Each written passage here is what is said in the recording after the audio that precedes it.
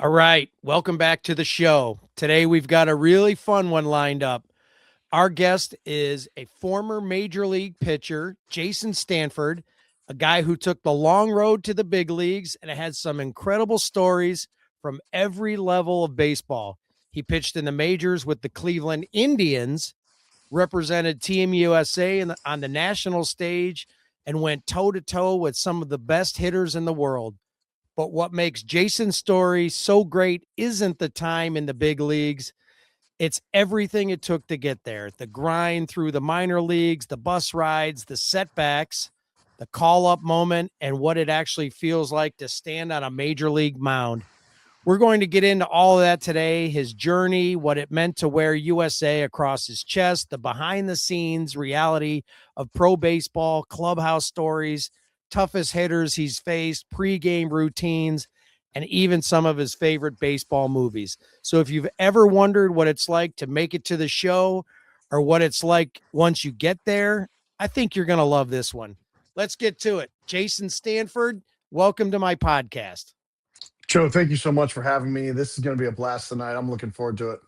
Man, ever since I met you a couple weeks ago at the Neopat Gala, I've been wanting to talk to you. I'm glad that you agreed to it. Starting opening day is tomorrow, the Yankees and the Giants. So I thought this would be fun to talk some baseball right before the start of the season. Oh, it's going to be amazing. I think that's a great game to get started. You got the Yankees and Giants. You've got the powerhouse, right? I mean, you've got the New York Yankees, who have won the most World Series of all time, going up against the Giants, who have had some great success. But then on top of it, you've got a rookie manager. You've got a manager that has never managed in the big leagues ever, never managed in professional baseball for San Francisco. And so the cool thing about it, the uniqueness, I guess, when you look at it, is Buster Posey, coming out and hiring Tony, uh, and kind of seeing what it's going to be like from a college perspective coach all the way to the show without having any interruptions through the minor league side. So it's going to be fun. I'm intrigued to watch that game tomorrow night and kind of see how it goes. What do you think? Um, Judge is gonna, is he gonna pick up? What am I trying to say here? He flamed out in the World Baseball Classic. Yeah, you think he's gonna turn that around beginning of the Yeah, season? so I mean, I go back. I really truly enjoyed the World Baseball Classic this year. I think there was a lot of talent, of course, across the board with Venezuela and the U.S. and Japan and Dominican and Puerto Rico, and even Italy. I mean, Italy put together a remarkable young team, Yep. that fought tooth and nail to try to get deep, and they did. They made it to the semifinals. But the thing I also look at too, you have to realize this, is Major League Baseball gets going tomorrow. There's going to be guys that struggle. And the thing that we have to remember is that they were still in spring training mode at high caliber game action. So the pitchers will always be ahead of the hitters more times than not when it comes to it at the end of the day. And so for Aaron Judge, he's still getting his timing down. I'm not worried or questioning, whether or not he's going to be ready, whether or not he's going to be able to match up what he did last year. I mean, he's an MVP. I mean, Right. there's a reason that we have baseball cards. There's a reason that when you look at the back of those numbers, you have your whole career, right? You have your bookends. You got your best year, your worst year, and then you've got all those years in between. And when it's all said and done, you look at the very bottom when it's in bold print and it says your totals, right? It says your career totals. There's a reason he's a superstar. And so, yeah, I don't foresee him, having any lag much more or even longer. So it'll be interesting tomorrow night. You got Logan Webb going up. I think it will be fun, to watch. And then you've got Max Fried. I mean, Max Fried is another big time lefty that goes about it. So it's going to be a good matchup tomorrow night, I believe. Well, I hate the Yankees, but I hate them because they're good. It's being a lifelong Indians fan has been a very hard life, but I love my tribe, so I refuse to call them the new name, and that's probably childish, but I'm an Indians No, fan. it's really, really honestly hard, right? I mean, growing up in Arizona, I had the Cleveland Indians as their spring. That was their spring training home. So I was in Tucson, Hmm. So my dad would take me out of school, and I was a Cubs fan, like through and through, Chicago Cubs fan until I die. And so, every time the Cubs would come down from Mesa, my dad would take me and my brother out of school, and we would go to the games, and some of my buddies, and it was awesome. And then, the nostalgia of it is I go play collegiately. I get a tattoo my freshman year of Chief Wahoo, Really? not knowing that I'm going to be an Indians fan or player, right? Ever. Just it was one of our things for college. Like a lot of guys were getting it done, so I got it done. I was like, ah, cool. I'm 18 now. Like I can do whatever I want. Um, and then to actually play for them, right? And I mean, we'll get deeper into it as this podcast, prolongs. But just to kind of see it, come to formation and be able to play for them and call them, one of my favorite teams of all time now, and then to see the transformation go from the Indians to what they're currently at, it is very hard as a former player, Right. to really justify the change and be on board 100%. But at the same time, change is inevitable. Some people see it as change is good. Unfortunately, I can't go that way. Yeah, I met a guy. I was in Texas, and before we started, I was talking about some of the charity stuff I do. I did a thing for the Lone Survivor Foundation with Marcus Luttrell, and I was at his gala in Texas, and I met this guy, and he was an old Indians pitcher. He was on the Indians when we had the 10-cent beer night or whatever it was, and the fight on the field. And he comes up to me, and because he knew I was from Cleveland, but he introduced himself, and he says, "Hey, what do you think of the name change?" And I'm like, "Yeah, I don't like it." And he says, "I used to pitch for the Indians," and I wish I could remember his name. I have a picture with him, but he said I refuse to call him by that name. So That's awesome. So down in sorry, Texas, Indians, I can't call you by your new name. So was it Gary Bell or was it Max Alvis? Was oh, it what I do know is, uh, I mean, you could say any name, and it won't jog my memory. okay? I'd have to look him up. I have a picture with him, so I would have to look him up. But he's a little guy from Texas. Okay. But yeah, he said he was a bullpen pitcher for the Indians, I got you. Okay. and he came flying out of the dugout ready to kill somebody. Hey, that's the way it is, right? Especially back then. Yeah. Oh boy, I love those bench clearing things in baseball. But before we get to the major league stuff, let's talk about growing up, college, and then we'll go right into the minors. What were you like as a little kid player, little league? So grew up in Tucson, Arizona. Mhm. I played all sports my whole life. I was a basketball player, I was a football player, I wrestled, I took martial arts, and baseball. I played soccer, and baseball was part of that. The luxury I think that we have down in the South, especially the Southwest, is it's hot 365 days out of the year. You don't have to worry about any bad weather, and so we're constantly outside. Um, but if you were to ask my 8-year-old self, would Jason Stanford ever play collegiately? Would Jason Stanford ever play professionally?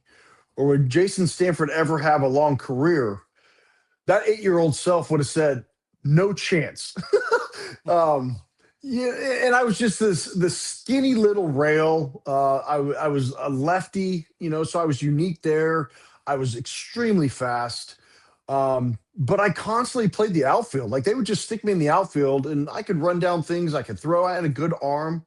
But, all in all, like I was that leftover. I was that afterthought player.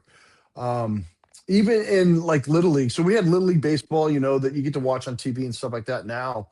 And I can remember 11U, as an 11-year-old, I got to play on the Cubs as an 11-year-old. So I was ecstatic.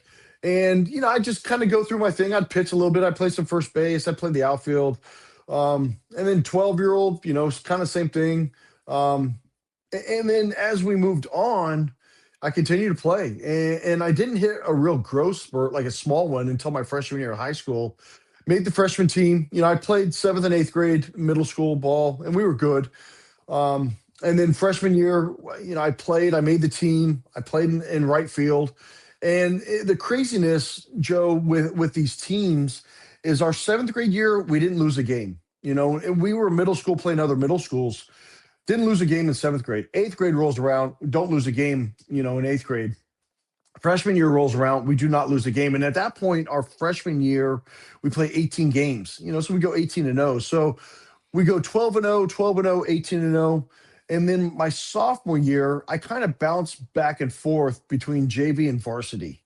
More so, I'm playing a little bit of varsity because I'm fast. So they put me in as a pinch runner, can play the outfield and stuff like that. But I really didn't have any at bats. Like I was not a good hitter. Junior year rolls around, I make the team, full time, and we win state. Play a little bit more of the outfield. I pitch very sparingly. I can still remember one game I threw 5 innings, and I was ecstatic about that, and really kept the team down. But it was always funny because I always threw under the hitting speed. You have guys that throw very hard, that throw above the hitting speed. You have guys that throw the hitting speed where they get just absolutely crushed. And then there was poor old Jason that would throw under the hitting speed, similar to like a Jamie Moyer, a Tom Glavine type, Mark Burley type guy, that I was probably, ultimately going to be or tried to emulate. Senior year rolls around, I get hurt. I still play. I was in a real bad car accident, but I played my senior year, and it was at that point, my senior year, where I was like, man, I'm probably going to be done playing baseball.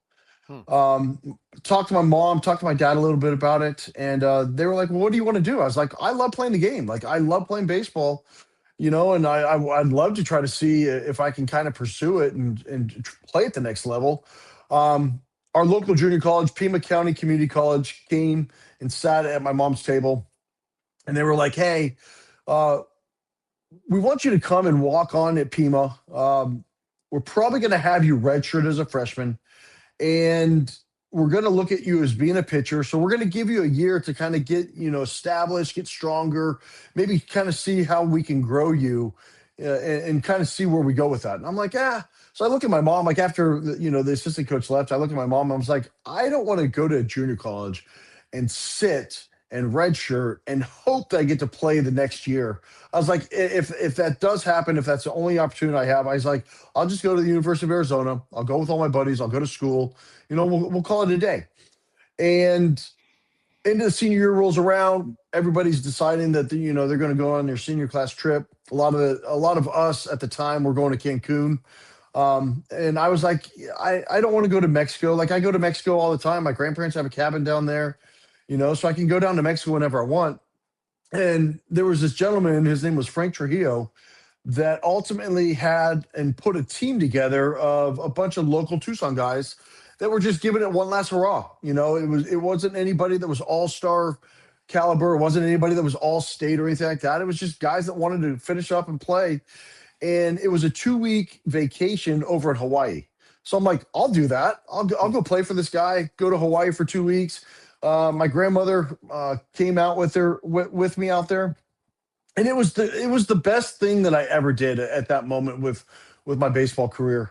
Frank gave me a chance to pitch a couple games out there. I started one game against Cherry Creek, Colorado.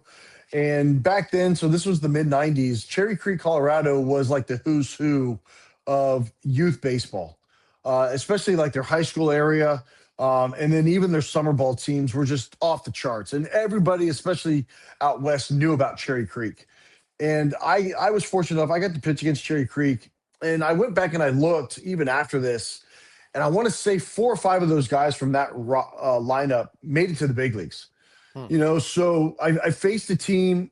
I pitched very well. I believe I don't remember if we beat them. I know when I came out, we were winning, and I think we did beat them 5-4.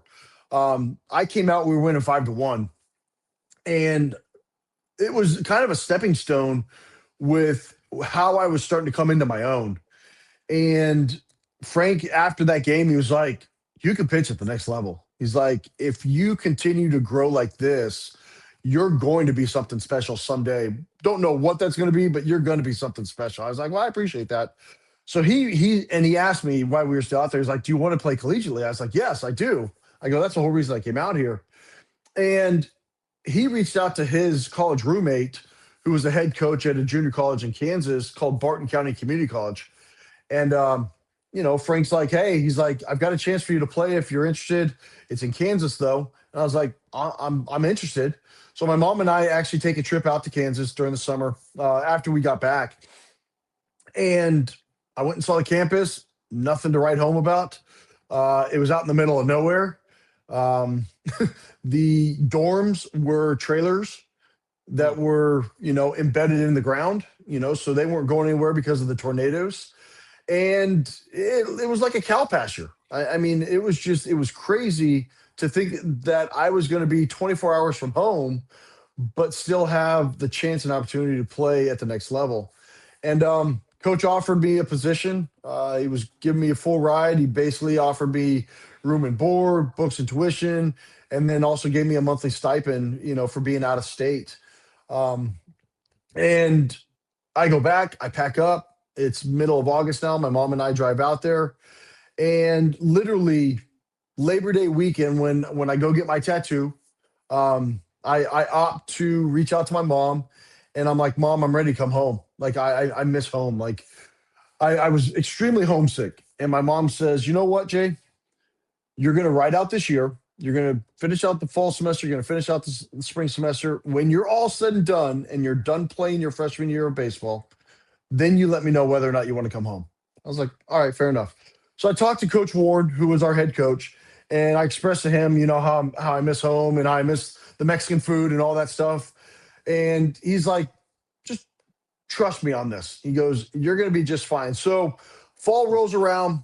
I'm playing a position. I'm playing the outfield because I was trying to be a two-way player still, and I'm pitching all fall. I think I have one hit all fall. And we have our, end of fall meetings, and coach is like, "Look," he goes, "I love that you tried playing the outfield. I love that you tried to hit." He's like, "Why don't you just focus on pitching? Let's focus and get you prepared to be a very good college pitcher in the springtime." And I was like, "Fair enough." So we go do that. Freshman year rolls around. I become a starter. So we have our two sophomores that start. And then we have two freshmen that start. Myself and my roommate were the other starters.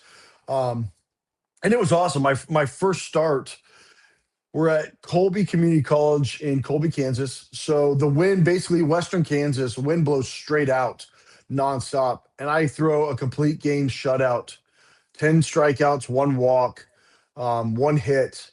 And I was in awe. And it was at that point where I really felt myself that I had made it and at the collegiate level, and kind of was able to formulate what it was like to be a college pitcher. And that season, I had a great season as a freshman. Was a starter the whole season, and then sophomore year rolls around, and I went from having that one opportunity to having well over 35, 40 opportunities at the next level, which would have been Division three, Division two, Division one, and NAIA. And it was so cool to be able to get these letters and these offers from the college coaches saying, "Hey, we love what you did your freshman year. We love what you're doing your sophomore year. We'd love for you to come play for us." And the bulk of them were Division one, Division two offers, and none of them were high level like a LSU or Florida State or anything like that. But they were high competitive teams, where I was like, I'm going to be able to come in and be an impact player right away. So I go take all my visits. McNeese State is where I'd actually signed to go play at the next level, Division one program down in Louisiana. And the main reason I signed there was because their non-conference schedule, their midweek games were Alabama, Auburn, LSU. So they were big time Texas. They were big time schools where I was like, I'm going to get a chance to play some dogs. Mhm. Some real stud teams. And McNeese State at the time, they were good. They were competitive. They were in this Southland Conference, and ultimately, so sophomore year finishes up. Head coach after their season gets let go, unfortunately, and so he reaches out to me. He's like, "Hey Jay, unfortunately, I got let go by McNeese State. You're allowed to still come here. We're going to honor your scholarship." But if you want to be let go, we can let you go of your letter of intent, and you become, basically a free agent at that point, and I can look elsewhere. I was like, Coach, I was coming here for you. I was coming here for the competition, and I enjoyed the group. With you not being here, I'm going to take my release and go look elsewhere. So UNC Charlotte reaches out to our head coach again, found out that I was still available. The draft happened, so they had some money set aside, and they were looking for an impact lefty. I had one official visit left, so for collegiately, I don't know what it's like now, but back then you were allowed 5 official visits where the school can pay for you to come out and spend a weekend at the school. Uh, so I take my flight. I fly out to Charlotte. I'm flying. All of a sudden, it's cloudy out this day. It's either Thursday or Friday that I'm flying in. Come down below the clouds, and for me, this was the coolest thing because not being around pine trees all that much. I come down, I see all these pine trees, and I'm just like, wow, like this is just beautiful. Land at the airport. One of the assistant coaches comes and picks me up, drives me, and I'm just looking at this large major city in Charlotte. We drive by downtown. I'm like, holy cow, like this is impressive. You grew up in Tucson. Downtown in Tucson is not that big. It's a very, very small downtown. So I was just in awe, and drops me off at the hotel. We go grab some food that night. The next morning, I get up, I go and I take the campus tour, and school wasn't in session. This was in July at this point, and I'm enamored by everything. Brick buildings, just beautiful scenery, great manicured landscaping, just everything that you can just imagine. Being part of a southern school is exactly what it was. And I sit down with the head coach. His name is Coach Lauren Hibbs. And I sit down with him, and he's talking to me, and he's like, "Hey," he goes, "we got a lot in common." And I'm like, "Why?" He goes, "Well, I grew up in Kansas. I went to Wichita State. I played at Wichita State. I coached at Wichita State. We won a World Series." He goes, "And your head coach at Barton County was one of my good friends." I'm like, "Awesome." So that right there made me a little bit more at ease with the decision making. And then their offer came out, and he was offering me a full ride scholarship, which is almost unheard of in baseball. Because you get 24, 25 guys, you get about 11 and a quarter scholarships if you're fully funded. So to be able to take one of those 11, scholarships was extreme. And for me, I was very proud to say that I was on a full ride to be able to play collegiate baseball. So I sign. I go back to Kansas. Pack up, and I drive out to Charlotte later that month, or actually the beginning of August. And I was in awe. Like I was starstruck. To be able, I was trying to pinch myself to make sure it was real. That I went from having no opportunities, 3 years prior, to being a Division I baseball player, and hopefully, making an impact, at the next level. And so we get to fall ball. I go out, have a pretty good fall. Coach Hibbs is like, "Hey, not sure if you're going to be a starter yet, but if you're not a starter, you're going to be an impact reliever immediately." And that kind of stung for me, because it was kind of the first time where I wasn't going to say I was defeated, but I was accustomed to being a starter. I had a routine. I was used to pitching every 7 days at that point. And so start of the season, first couple of weeks, I don't start. I come in, I throw 3 innings. Then I come in and midweek I'm relieving. Then I come in during the weekend and relieve and stuff like that. And I was kind of flustered. I was frustrated. I was throwing up good numbers and stuff like that. Nothing crazy, nothing, where it was like, oh my God, like this guy's lights out. But I finally got a chance to start midweek game against Davison, and I beat him. And it was the first time non-conference that a lefty had beat Davidson in like 20 plus years. So that was kind of cool, and was able to pitch deep into the game. So then my next start, and then that weekend I relieve and stuff like that. And I believe that following weekend was our first weekend of conference. And so I was coming out of the bullpen as a conference player, and I was like, oh man, that's, kind of tough. So then the next week I start against Wake Forest though. So now it's like, okay, Wake Forest, they're a very good baseball team at this point. I'm a midweek starter. They're in the ACC, and I go through a complete game shutout against Wake Forest. And it was the first time that a non-conference had thrown a complete game shutout against them in like 30 plus years. Wow. So it was like, really, really cool. Back-to-back starts. I just get off to a hot start. And then all of a sudden, one of our conference starters is kind of struggling at this point. So the coach moves me to the conference weekend. So now I'm pitching on Saturday.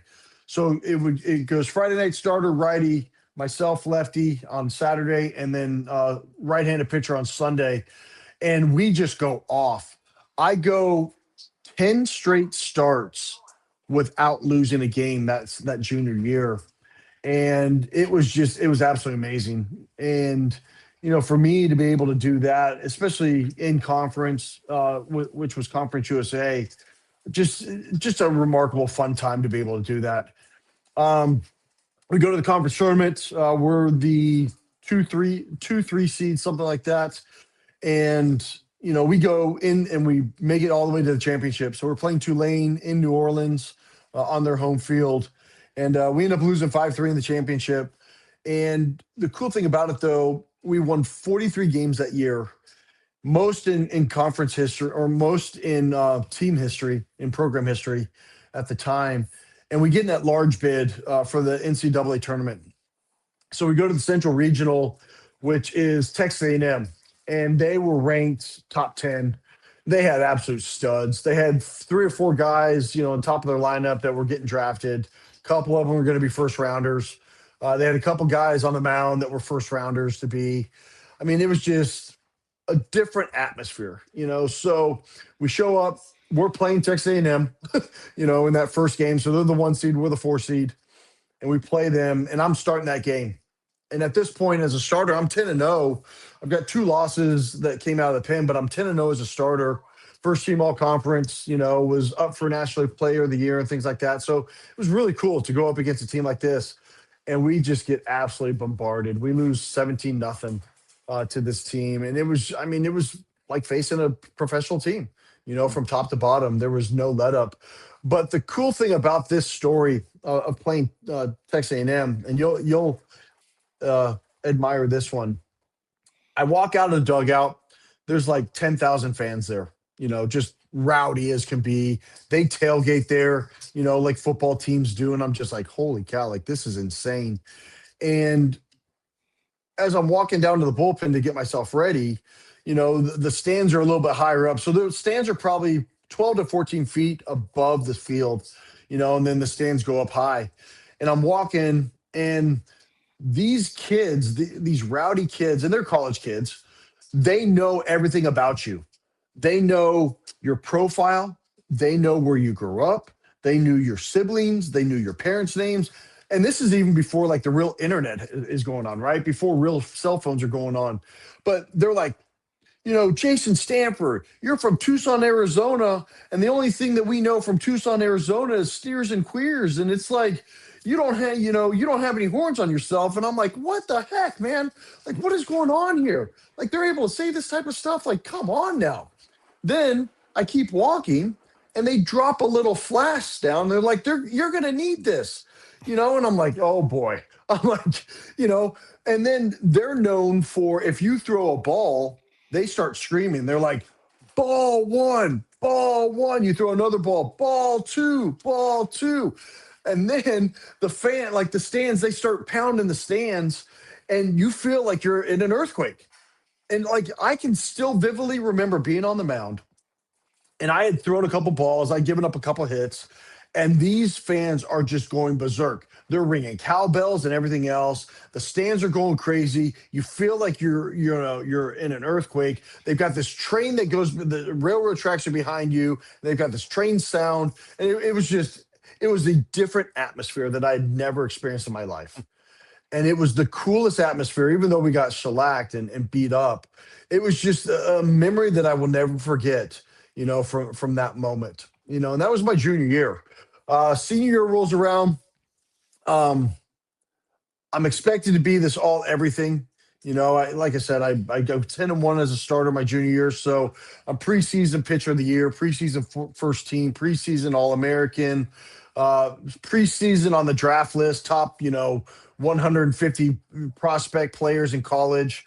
just everything that you could ask for, right? As a young college athlete to be able to have that opportunity. How And fast are you throwing at this point? at this point, I'm probably upper 80s, low 90s. Okay. Back then, you look at the radar gun readings now, and they're a lot different than what they were back then. So, radar gun readings now, I was probably low 90s, back then.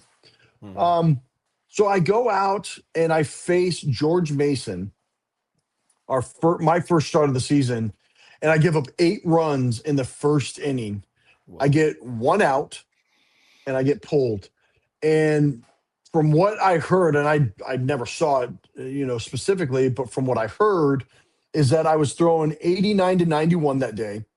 And in that first inning, I went from 89 to 91 down to 82, 83. And I was just like, wow, you Wow. know. And so all the scouts kind of wrote me off at that point. They were like, oh, this lefty's only throwing 82, 83, like no chance. Plus, on top of that, I gave up 8 runs in the first inning. They're like, nah, we're good.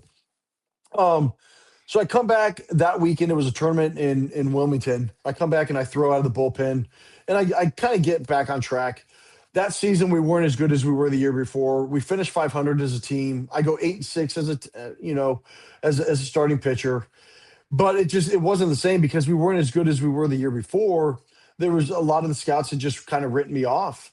I talked to the White Sox, I talked to the Cardinals, I talked to the Padres, and the Rockies. Those were the 4 teams that I talked to towards the end of the season. They were like, we have some interest. If anything, you might get drafted late rounds, maybe 35 to 50th, somewhere in there. But if not, we might come back after you, after the draft. Well, draft happens. I don't get drafted.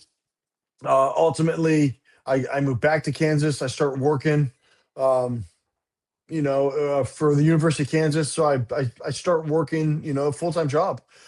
I also start teaching baseball lessons. And with that, while I was teaching baseball lessons, I was actually throwing to a high school catcher. And the cool thing about it for me was being able to continue to pitch, being able to continue to throw, being able to continue the game.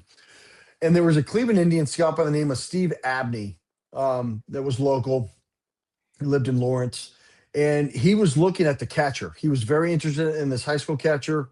He happened to see me throw a bullpen, liked what he saw, came up to me that night, was like, "Hey, would you have any interest in coming back and throwing another bullpen for me in a couple of days?" I was like, "Yes, I would."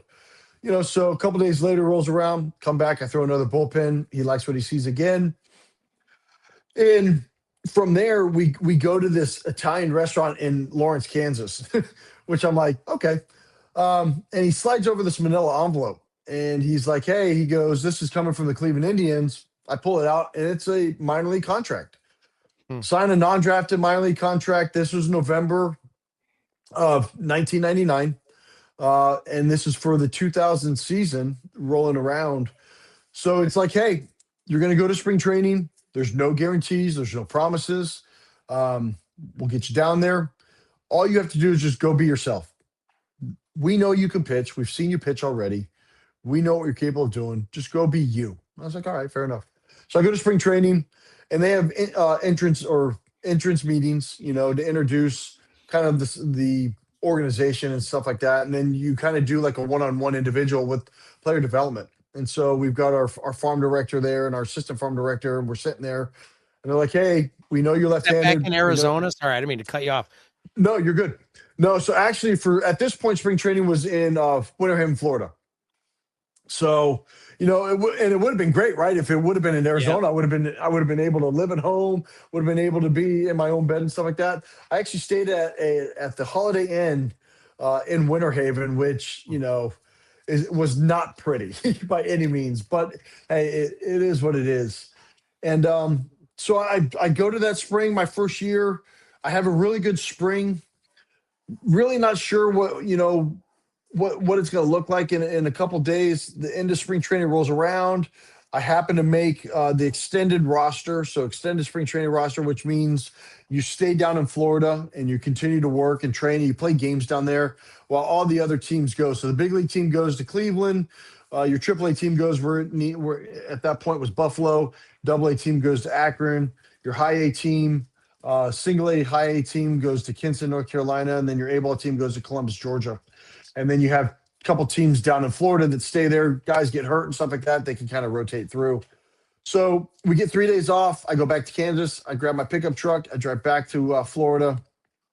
And it's a Monday morning. We all typically get there about 6:30, 7 o'clock in the morning. We have our breakfast, stuff like that. We get out on the field by 8:30, 9 o'clock. We go through our aerobic stretches and stuff like that. And now we're taking batting practice. And so I'm in the outfield at this point. And the craziness behind it, and I can still remember I was in left center field hanging out with the rest of my pitching guys. And our field coordinator for extended spring training, his name's Johnny Gorel. He yells for my name. He's like, Jay, he's like, and my nickname's Stanny. He goes, Stanny, and I, run up to him and stuff like that. He's like, hey, he goes, our farm director, Neil Huntington, needs to talk to you. He's upstairs in his office. I'm like, oh man, there's only two things that can happen at this point. Either I'm getting released or I'm going somewhere, or I got traded or something. So I go up there and Neil sits me down. He's like, hey, he goes, you've had a really good spring. A kid got hurt in A-ball. We need you to pack your stuff up. You're going to go to A-ball, and you need to be there tonight. I'm like, whoa, all right. So I pack my stuff up. I drive up to Columbus, Georgia. It's about an 8-hour drive. And, just trying to experience that professional life, for firsthand. And, you're done with morning games. You're done with afternoon games. The cool thing about it, you now get night games. You're under the lights now. My first start professionally, I throw against Charleston, West Virginia, which was the Royals at the time, and I go 5 scoreless innings. And it was it was one of those days where we were at home. We were in Columbus. It was hot. It was a day game, and just remembering, that moment of stepping out and realizing that my dream of being a real professional baseball player had come true. The difficulty, though, and this is the struggle that a lot of people, and it's a lot different now, but this was in the early 2000s. No union, so you're kind of out on your own. Pay minimum for a first-year player, no matter where you are, whether you're in extended spring training, whether you're in A-ball all the way up to AAA, your minimum that you get paid is $850 a month. And you only make that while you're playing. So my first 2 weeks paycheck was like $243 and change. And I'm living with four other guys in a 2-bedroom apartment. I drive around a little S10 base model pickup truck, like when I say base model, it's roll-up windows, hope my AC works that day, that type of thing. But I also, Joe, I would not trade that moment or that time for anything else. I'll bet. Because when it's all said and done, when you're a young player, 7, 8, 9 years old, you're playing on those little league fields, and you're playing with your buddies, you always try to emulate somebody on the baseball field. And so, like for me, growing up a Cubs fan, I always tried to emulate, Sean Dunston and Ryan Sandberg and Mark Grace, guys like that, where I just loved watching them play, and then with me being an outfielder, I always looked at like Bob Denier and things like that. Jerome Walton, like there was guys that were just absolute studs where I was like, man, someday I'm going to be one of those guys, and someday I'm going to play for the Chicago Cubs. So first year rolls around. I finish up the season going from extended spring training. I go to A-ball. I spend half a season at A-ball in Columbus, Georgia. We're the Columbus Red Sticks. I make the All-Star team there. Nice. At the All-Star game there, which was in Charleston, South Carolina, which was absolutely beautiful. We get called in the manager's office, and 5 of us get called up to high A-ball, which was in Kinston, North Carolina. And we were the Kinston Indians there, which was awesome. So now all of a sudden I'm an Indian now. I'm part of that Indian tribe. And I finished up the season there up until the last weekend.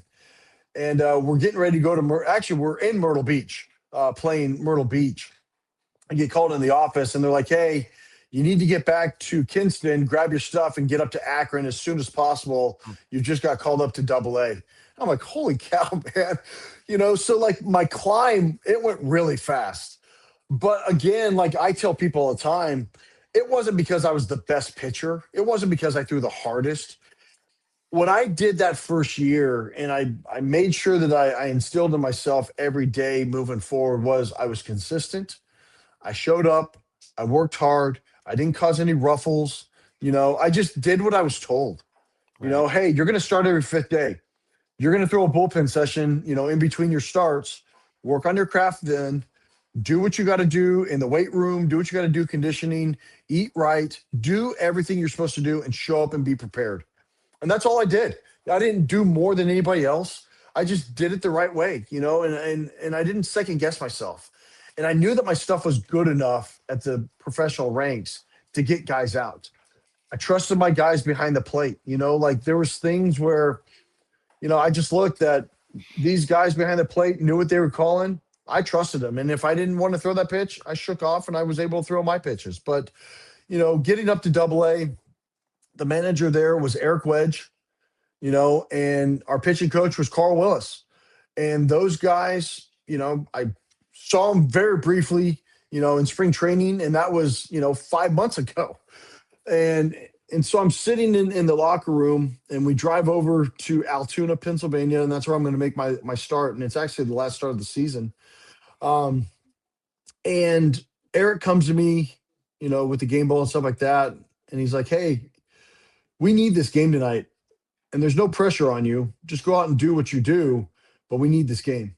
And so Carl Willis, comes to me. He's like, "Hey," he goes, "Stanny, we know you got this." And sure enough, I go out and I throw 5 1/3. I give up 1 run. I get the win for us. We win 5-1 that night, and it puts us in a 1-game playoff against Philly, or Reading. It was the Phillies organization. It was Reading, to get to the playoffs. And I go back and I still remember all of those days, of just preparing and having fun and enjoying the moments. And, I would, again, not trade it in for anything. End of the year rolls around. We don't make the playoffs. We end up losing that game. But I'm named minor league pitcher of the year for the Indians. I win the Bob Feller Award. I get called to Cleveland for the month of January. I go through their training there. And it was cool. And while I'm in Cleveland in January, they invite me to Major League Spring Training. So I come in as a non-roster invite to spring training in 2001, and it was just absolutely amazing. I mean, so much fun, so many memories showing up there. I drove across Arizona, through Texas, through New Mexico, Louisiana, Alabama to get to Florida, and just such good memories. So when you got to in the locker room and you're standing there next to major leaguers for the first time, were you intimidated? What's that like to see your name on a locker and next to you might be, that's going back, Omar Vizquel or something, guys that are eventually CC Sabathia, who's in the friggin' Hall of Fame, are gonna be, he's in the hall, right? Yeah, he got in the hall. This year, yeah. Yeah. So, what was that like for you as the kid from the 8-year-old from Tucson who never would have expected that? What was that like? So I think the biggest thing, like, I've got my bag. It's got all my gear in it. I walk into the clubhouse. I was one of those guys that always loved to be early. I was one of those guys that liked to get there at 6 a.m. The moment that the clubhouse was opening, I loved getting there. And it wasn't so much getting there and going and doing stuff. It was getting there and soaking it all in. Just watching guys go about their business, watching pros like veterans, Charlie Nagy, or I'm sorry, Chuck Finley was a guy that was there at the time. Nags wasn't there. He was elsewhere. But then you had Jim Thome. You had Travis Cliff Fryman. Lee, right? No, Cliff wasn't there yet.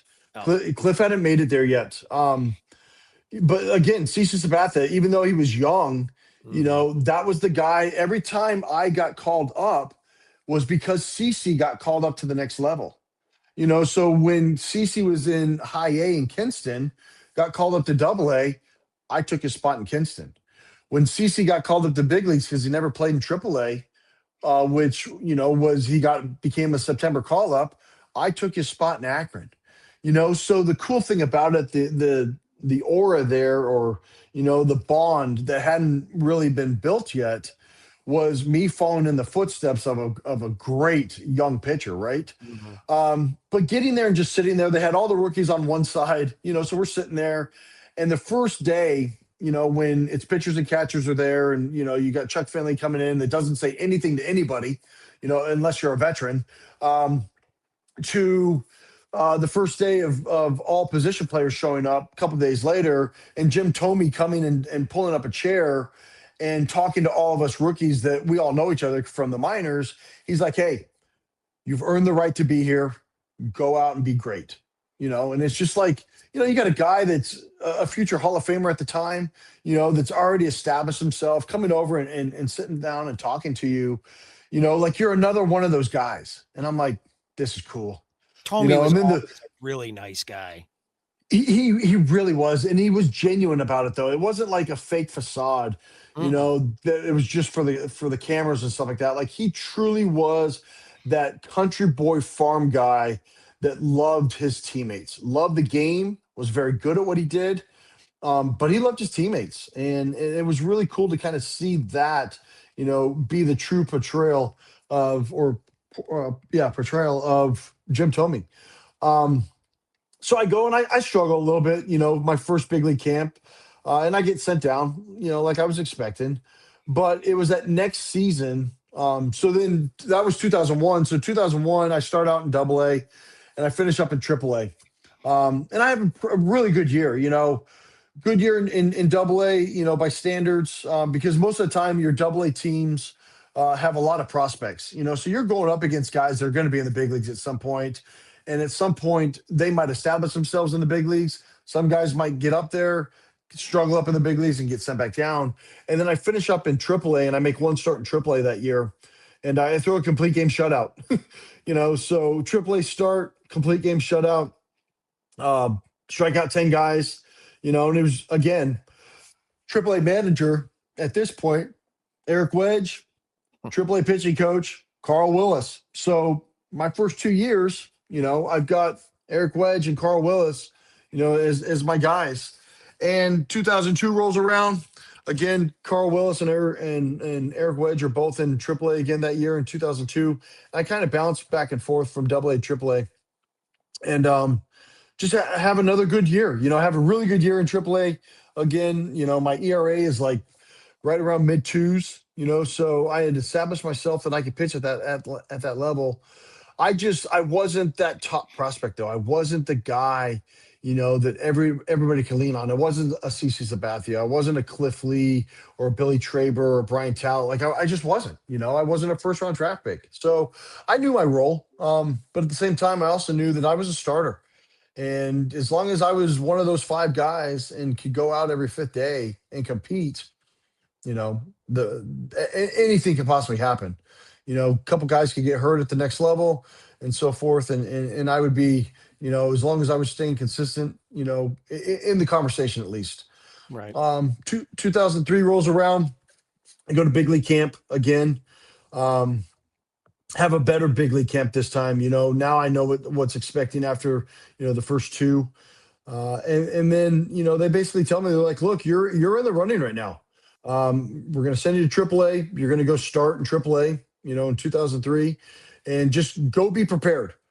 Go do your thing down there. Be prepared, and who knows, right? So I start the season 5-0 in AAA, and I'm off to a hot start. I don't get called up. There's a guy that gets called up before me. I'm kind of upset about that because I'd done everything, that you could possibly do. I've done everything they've asked. Like the strikeout to walk ratio was great. My batting average against was great. I was holding runners on really good. I was going deep into games at that point. I was throwing 6, 7 innings every time out. And it was just like, what else do I have to do, to get called up? And so at this point, there's other teams from Japan and from Korea that are hot on me at this point that want me to go over there because I'm not on the 40-man roster, And so I talked to my agent and I'm like, hey, is there a possibility that I could go overseas, go make some money? Because even in AAA at this point, the money isn't good. It's still very minimum because I wasn't on the 40-man roster. I didn't have service time established, so I'm still making, very minimal when it comes to professional sports. And sure enough, like Korea, there was a team in Korea, the Kia Tigers, that actually asked the Indians for my release. They wanted to buy my contract out and have me go pitch over there because I was doing everything that I could possibly do, and the Indians were like, no, we're not going to sell this contract. And I'm like, oh man. So I finally lose my first game. It was in Indianapolis. I lose my first game. I'm kind of upset, and then I get back on track and I keep winning. And so June rolls around. I'm still pitching great. I get called and I get selected to the AAA All-Star game in '03, and that's in Memphis. And so the craziness about it, it's July 3rd, and we're in Buffalo. I'm pitching against Ottawa, and they are the Baltimore Orioles at the time. And they're decent. They're not a great team, but they're decent. I mean, it's a AAA team. They got guys that played in the big leagues in the past. We've got about 14 or 15,000 fans because it's 4th of July weekend and stuff like that. And Buffalo always throws a great fireworks show. And so I go out, in my routine, the day that I start is I'll get up, I'll have breakfast early, 7 o'clock, 8 o'clock breakfast. I'll go back to bed, and I'll sleep till about 10 o'clock, 10:30, something like that. I'll get up, make myself, something to eat, lunchtime, and then I take a nap the day of my start, always. And especially if it was a night game, like if it was a 7 o'clock game, I'm normally trying to take a nap around 1:30, 2 o'clock. I'll sleep for a couple hours. I'll sleep till about 3:30, 4 o'clock. I'll get up, I take a shower, wake myself up, grab my coffee, and then I get to the ballpark about 4 o'clock, 4:30 for a 7 o'clock start. So I get there and I know nothing that's going on other than, hey, I'm starting that day. Go through my pregame ritual, which is I go to the weight room, I meditate, I use a physio ball, to kind of stretch out. I ride the bike. I've got my music blaring. And when I listen to music, it's all heavy metal music, and it's loud as can be. And it's Godsmack, it's Audioslave, it's AC/DC, it's Metallica, it's Pantera. Like it's hard, heavy stuff that just gets me rocking and rolling, fired up, and I love it. And I still, even the songs that when I hear them now, I'm just like, oh man, I'm back in my groove. And so I get dressed, I go out, I start my pregame throwing, get on the mound, do my pregame throws. We're the home team, so I run out, I give up a leadoff walk to Tim Raines Jr., and ultimately he comes around to score. And it was the first time that season in '03 that I'd given up a first inning run. And I was upset about that, because that was kind of one of the things where in the past I'd always struggled in the first inning. And if I didn't struggle in the first inning, then I would struggle in like the fifth or sixth inning, to get over that hump when they'd seen me a couple times. And so I'd really challenged myself, in the '03 season to not give up a first inning run. And I did. So I come out, I get the third out, I come down, I walk down the steps. My manager, Marty Brown, shakes my hand. He's like, hey, you're done for the day. I'm like, what? I'm not done for the day. Like, there's still more game. He's like, no, you're done. You threw enough pitches today. You're good. Go ahead and take a seat. And at this point, Joe, I'm fired up. I'm pissed. I'm not happy. That competitive edge comes out. And my pitching coach, his name's Terry Clark, he grabs me. And he pulls me down into the dugout, like down into the stairs, into the walkwell that takes us back up into the clubhouse.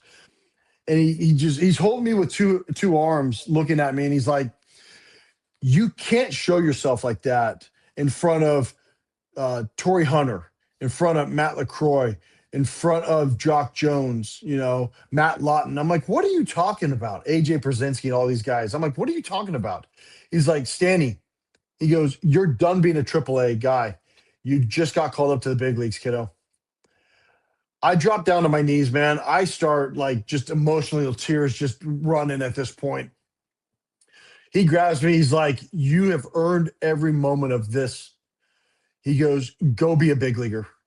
And I come back up, Marty Brown, and Marty was he was a prankster anyhow. He was an awesome players manager, loved him to death. He comes and gives you this big bear hug, basically squeezes me so tight that I break every rib in my body, right? Everybody else had already known what was happening. Position players already knew I was getting called up. Bullpen guys already knew. All the coaching, like everybody already knew. So the reason I threw one inning, that was basically my bullpen session to get me ready for my start, in the big leagues a couple days later. And everybody comes in, they're just giving me high fives and hugs because they knew my story. They knew that I was an undrafted guy. They knew that I worked my butt off to get to that point. And they knew that, that '03 season to that point was a great season. And so I go in, I pack. My girlfriend at the time is sitting up in the stands. She realizes that I don't go back out, for the next inning, for the second inning. So she thinks, that I got hurt or something like that. I shower up, pack my bags, knowing that I had to get on a flight the next day. I go up and I tell her, I'm like, hey, we just got called to the big leagues. Like, I'm going to Minnesota tomorrow to make a start in Minnesota. And I get on the plane. I get to Minnesota. It's July 4th at this point. I'm making a start July 6th. And first 2 days just being in the big leagues was off the charts. I got a couple of questions before you talk about that. Sure. All right. My all-time favorite baseball movie is Bull Durham. Okay. How realistic is Bull Durham to the minor league experience? I would probably say about 60 to 70%, maybe 80% is point on with everything that goes on in the minor leagues. Now you have to realize that movie was in the late 80s. Mm-hmm. So if they would have done Bull Durham in like in the 90s, like late 90s, it probably would have portrayed us more of what minor league baseball really was. But I would say 100%, the baseball aspect of it, right, was pretty point on. Riding the buses, 100%. Now granted, our buses in the 90s and 2000s, they didn't break down like that. They weren't the old looking bus like that. But yes, I can still remember going to Durham. I can still remember seeing the old, Durham Bull that's up there that, when you do hit it, it does light up. Didn't they make that for the movie? And they left did, it there? Yeah, they did. And then they moved that. So the old stadium, they moved that to the new stadium and kept it. But the women chasing type stuff, chasing the players, like that was probably pretty close, to being Susan Sarandon. I don't know how close that really was. I mean, I never saw any of that type of stuff, where they're grabbing players and having them wear, thong underwear, garters and stuff like that. So, but I will tell you, when you look at the clubhouse atmosphere, right? You look at the nostalgia of what it was like in the clubhouse, the brotherly love, the fighting, the bickering amongst each other, 100%. I can even tell you my first year in pro ball, going back to Columbus Red Sticks, like I got into it with one of my outfielders in the dugout. Latin American guy. I felt like he was dogging it when I was pitching, and I ripped him, and our manager and pitching coach had to get between us. Because I was like, look, man, like if I'm busting my tail on the mound, and you better be busting your tail. Don't be taking your at bats out to the outfield just because you struck out or did something, that you weren't happy about. But that right there, Bull Durham, great movie. One of my all-time faves, from a sports movie. The movie that I would probably say for me, that I probably love the most is either Field of Dreams, just because of everything that goes into that. It's out in the middle of nowhere. You build a baseball field, and if you build it, they will come. But then also, For the Love of the Game. For the Love of the Game with Billy Chappell and Kevin Costner playing Billy Chappell, just the pitching aspect of it, the clear the mechanism. 100%. Like you have all these screaming fans, whether you're at home or whether you're on the road. And it is true. Like if you don't clear the mechanism or if you don't clear your head, when you're pitching, you will miss your spot. You will leave the ball elevated. Guys will hit you like none other. And so for me, just that whole aura of what that portrays 100% there. Isn't it crazy that Kevin Costner played in three of the best baseball movies ever made? Very much so. You ever been to Field of Dreams? I have not yet. I have, and the craziness. I played for the Cubs organization. I played in Des Moines, so we were really close to it. But I've never been to it yet. My son is now 12 years old, so that will be somewhere where over the next couple of years, and it might be when he becomes a freshman, and I'm able to take him there and be able to throw a game of baseball, on that field. It will be immaculate. I went there. A friend of mine went there in the 90s. I don't remember the exact year, 95, maybe something like that. But we went and we played on that field, the original field.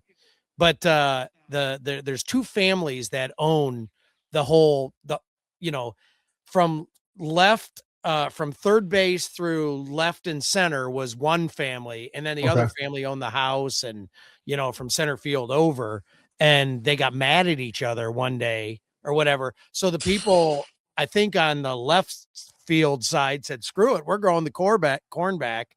But it became Jeez. such a big tourist thing that they put up tons of souvenir stuff, and we went out there and we got to play on it. I was actually surprised it was the corn was as close to the field as it was, but it was really cool. In fact, I have a bat behind me that I bought from the Field of Dreams. Very cool. Yeah, it was really cool. That's But awesome.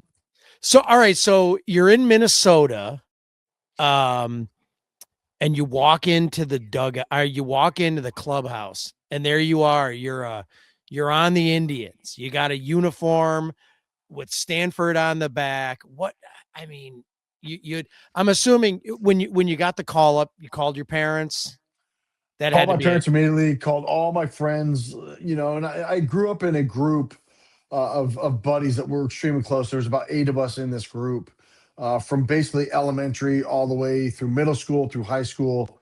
Um, I called every single one of them, and I was like, look, guys, I know it's very short notice.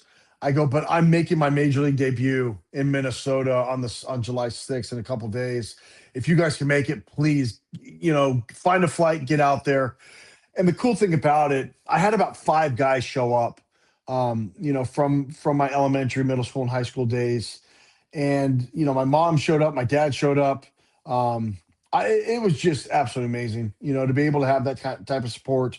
Um, but I've got my bag on my shoulder. I walk in. We're playing at the Metrodome, and everybody complains about how bad the Metrodome was, and it was. But I always look at it I mean, that was my sanctuary. That was my throne, in Kingdom, to be able to say that I was a big league player at least for one day, Right. and for one start. That's where it was. And you walk into the clubhouse, the clubby's in there, and he grabs your bag. He's like, hey, you know we're gonna get you all set up here.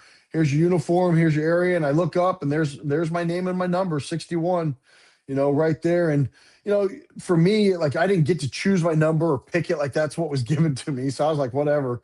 I just wanted to try it on. And so sure enough, that night, a lot of times the starting pitchers, they'll typically wear like a sweatshirt or pullover, something like that. I was like, nope. I go, I'm wearing my full uniform, and I'm going to go sit out in the dugout, and I'm going to hang out. And as a starter, you go out and you do batting practice, stuff like that, and you kind of get the lay of the land and things. Um, I threw a very, very short bullpen session off the side mound, just kind of get acclimated to what it was like, at the big league level. So that was on July 4th. And sure enough, that same night, we're playing. Almost a bench clearing brawl happens. My first night in the big leagues, I was just like, oh, like this is what it's all about, huh? Jason Davis, our big right-handed donkey, uh, took a disliking to Torrey Hunter for some reason. Not sure what the dynamics was, but he kept trying to throw at Torrey, and it kept missing him. He threw hard, and he threw like 97, 98 miles an hour, and every once in a while would top 99. But he threw a couple fastballs inner half. One got away from our catcher. The other one kind of went behind him, and kind of Torrey kind of threw his hands up and stuff like that. And we all kind of got to the top step. That was really about it. But I was like, this was really cool, to be able to be a part of this and kind of see what it was about. And then Victor the next day Martinez, the happened. catcher back then. Pardon me. Victor Victor was Martinez. a catch. Victor was, yeah. Victor was our catcher, but also Enar Diaz was Oh yeah, our I was our remember. catcher. Um, and it was yeah. I mean, we had two good catchers. Enar was a really good catcher. He called a really good game, and Victor was a rookie. Just coming up. But the interesting part, you still had Omar Vizquel in that locker room. Jim Tomey was no longer there. Yeah, still had Travis Fry and Casey Blake and stuff like that. Like, I mean, it was really cool to have these guys in that clubhouse.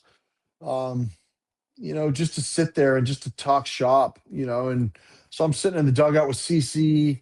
I'm sitting in the dugout with Jason Davis and a couple other guys, and just it was like wow. And then that night I went and grabbed dinner with all my family members and everybody, and just to be able to say I did it, more than anything, it wasn't, that I was better than anybody else or bigger than anybody else. It was just, looking back at the whole timeline of everything to say you went from being this grinder of a kid, that probably wasn't going to play collegiately to now being a big league player.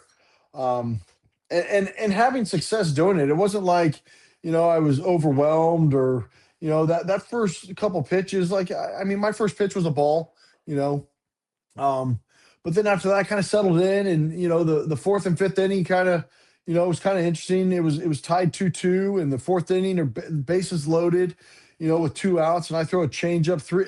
So here's the craziness, Joe, is that I've got bases loaded, fourth inning, game's tied 2-2, 3-2 count, and I throw a change up to a major league hitter, 3-2 count. You want to talk about guts, right?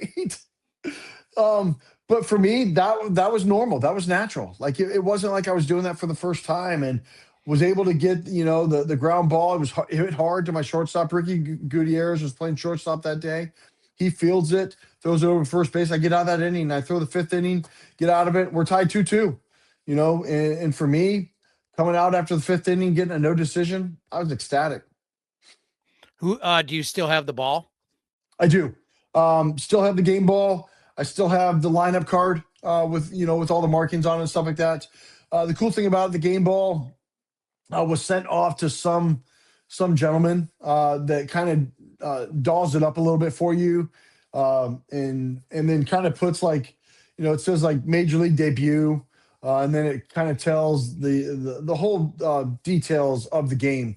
You know, who the opponent was, the date, what the score was, all that stuff. Some box score and things like that. So really, really cool to have that, and I've got that in safe keeps. Nice. Well, I love when I walk into a new stadium, or even here in Cleveland, when you walk out for the first time, and the way that field and everything looks, it's so, I don't know, magical almost. It's got to be so amazing to walk out the dugout and onto that field and look up into those stands. I mean, what you got to experience, even playing collegiately, most baseball players like me never got to experience that. So to do that on a major league field had to be amazing. And did you ever get starstruck? No, so I never got starstruck. Well, I take that back. Two times I got starstruck, but it wasn't in big league games like in season. It was in spring training. And the reason for it, so King Griffey Jr. was my favorite player growing up. I had his shoes, I had his batting gloves. Like I tried to act like him. I tried to swing like him left-handed. I was an outfielder. I would being left-handed and trying to catch a ball like him and try to throw like him, like everything. I tried to emulate him to like through and through. When he got traded over to the Cincinnati Reds, the Reds were still in Sarasota at the time. So they were still in Florida. And so the Reds came to Winter Haven. I was pitching big league game in spring training. I got to face him. Hmm. I got starstruck there because I'm like, I'm facing my childhood idol right now.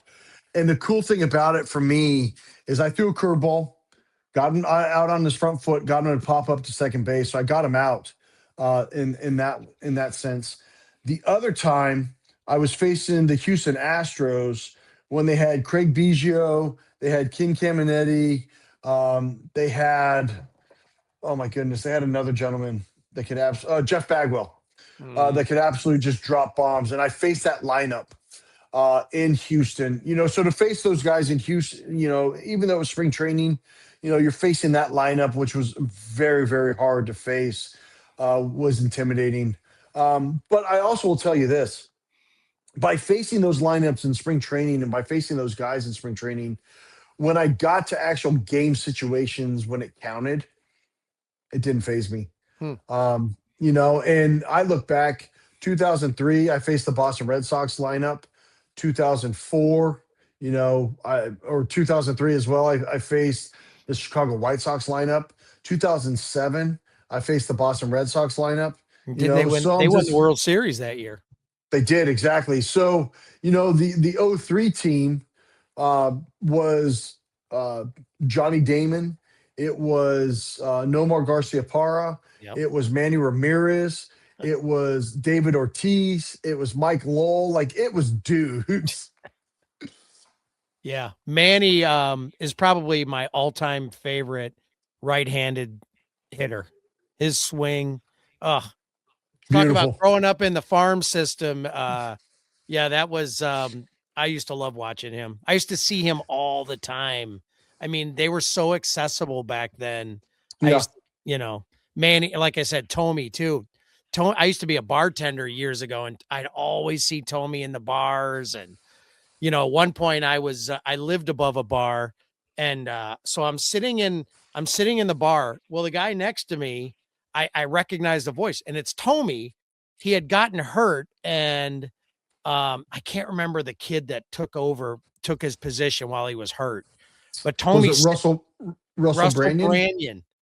So Tommy's in the bar, MF and Branyan, and I'm watching the game with him, and I'm like, we're just talking baseball and buying him beers, and he was so nice. Well, I told him, I said, "Hey Jim, I got a great picture of you when you played third base." I said, "I live right upstairs." I said, "I'm not asking you to go up there, so that'd be weird." I said, "But can I go get a picture and for you to sign it?" And I'm not autograph guy, but I'm like, I got to get Tommy to sign this picture. I got to show you this. I don't know if you're going to be able to see it, but it's Tommy tagging out Cal Ripken. Wow. That's Vizquel awesome. is over here. Right there. Yeah, right there. There's Kenny Lofton back in the outfield, and Perlozzi, or whatever his name was, he's the third base coach, and the so umpire. Cool. The umpire's in there ready to tag him out. And so I'm like, Jim, I've got to get you to sign. And he signed it for me. So that is awesome. But yeah, those guys, I love Manny back then. But speaking of the batters, okay, so you're up there on the mound and you're looking at those guys standing in the batter's box. Who was the toughest you ever faced? Now you named some studs. Who's the toughest? So going back, if you remember Marlon Byrd, he was with the Philadelphia Phillies organization, and Marlon and I faced each other in A-ball, in Double-A, in Triple-A, and in the big leagues. And so we knew each other's strengths, we knew each other's weaknesses, and he got me in the big leagues. Like in Triple-A, Double-A, and stuff like that, we'd go back and forth, and I think I had him more times than not. But when we got to the big leagues, he got me. And I want to say he was like 3 for 7, 3 for 8, something like that, or 4 for 8. He put up some pretty good numbers against me. There weren't honestly a whole lot of guys that had real good success against me. And some of it was because I didn't have enough, time up there or enough innings. But guys that I faced the most, like Frank Thomas, I faced a ton. The big hurt. Paul Paul Konerko I faced a few times. The Minnesota Twins, the Detroit Tigers, the Chicago White Sox, being that they were in our division, I faced those guys more than anybody else. Frank Thomas only got one hit off of me, so he was, I think, 1 for 7, 1 for 8, somewhere in there. So I had really good numbers against him. I think Corey Koski or Paul Konerko, one of those two guys, kind of same thing, like 1 for 7, 1 for 8. So it was kind of cool to face guys that had some great talent, and had some longevity, and had some pretty good numbers against. I mean, is it humbling to you that you played a kid's game against some of the greatest hitters of all time? Is that humbling to you? I mean, do you ever sit there and think, I freaking did that? What's interesting is, I could go out and I could be this cocky, arrogant person across the board and be like, hey, look, I played in the big leagues. Like, I did this, I did that. And you are 100% right with the humbling experience. The game of baseball itself humbles us so much. And it basically dictates how your career is going to be. And the reason I say it that way is you're going up against the best of the best every night. Yep. And whether a guy is hitting 100, whether he's hitting 200, whether he's hitting 300, he's still one of the best of the best. He's still one of the best 750 guys or 780 guys now that are in the big leagues. So when I look at that, in one season time frame, it is the coolest thing to say. Whether I spent a day up there, whether I spent 2 weeks up there, 2 years, 3 years, whatever it is, that, yeah, I was one of the best guys at one point and had success doing it. And, I always tell people, like, I don't go and I don't brag. My kids, they know a little bit about what I did. They don't know the whole story. My 3 kids, they don't know how good their dad really was, because I don't go out and brag. Like, they just think, oh, it's, dad was on TV, and, my son's getting to the point now where I'm telling him a little bit more every time. And he's like, you did that, dad? Like, you were that good, dad? I'm like, yeah, man. Like, I was. Yep. But I'm also not that, there's some guys out there that kind of talk about themselves constantly. And I'm like, that's awesome. I'm glad what you did, but you don't have to be that guy, That's also one of the reasons too that I do this podcast, because when I'm dead and gone, and like my grandkids or great grandkids or, your grandkids one day might find this online and be like, hey, this is really cool, Mike. Here's my grandfather talking about some stuff I never heard him talk about. So I think this is an awesome way to memorialize that stuff. And yeah, those guys that are cocky or, a-holes, I've met those guys and Sure. I don't like them. And, I mean, I've met some of the greatest players, and they seem to be the nicest guys, like Manny, like Tommy. I met, oh God, I met Don Mattingly. Long Okay. story about that guy. But I've met some amazing people, and I've socially too. I've met, and it's like when I met you a couple of weeks ago. Yeah, you said, hey, yeah, I used to pitch for the Indians, and you're like, that was it. And then I'm like, oh, really? So then I got the conversation out of you a little more. I mean, I wanted to know because I love baseball, so I could sit here and talk this all night. And Sure. and that's why I was, and I was like, oh, I start bringing up, you know, movies or people you may have played with. So I think this is really cool. But so just for fun, if you could go back and if you could plunk any player, who would it be? Oh, man. I'd probably have to say, like, during my time, like, guys that I faced, or just in Sure. general. Yeah. So It doesn't matter. Anybody. It's just for guys fun. that I guys that I faced, the guy that I'd probably want to hit and just let it eat would be AJ Przinsky, catcher at the time with the Twins. Face him multiple Hey, times, dude. and had success against him. But you want to talk about an arrogant, Mm. cocky SOB. Like, that guy, when he got into it with Michael Barrett at home plate, don't know if you remember that at all. He slid into Michael Barrett at home plate and kind of popped up on Michael and started talking trash to Michael. And Barrett just clocked him. I mean, just straight up clocked him. I was like, this is awesome, you know? And then it started all out brawl. That to me, you know, that was before I got up to the big leagues. And then, you know, when you're facing this guy, it's like, well, I could hit him right now if I wanted to, but I need to get this guy out, you know? So Right. that would be the guy that, you know, ultimately I'd want to hit. The other guy that I'd love to hit, and not because I dislike him, more so I'd want him to charge the mound, would be Pete Rose, you know? And not, like I said, not because I dislike him. I think the guy was a great baseball player. I think he was a huge adversary for our game. But being able to hit him, you know, and then have him charge the mound and be like, I got to fight with Pete Rose, you know? I mean, that would be an all-time classic. I'll tell you what, I love when Nolan Ryan beat the crap out of, who is it, Robin Robin Ventura? Ventura, yes. I love that. 100% one of the all-time greats.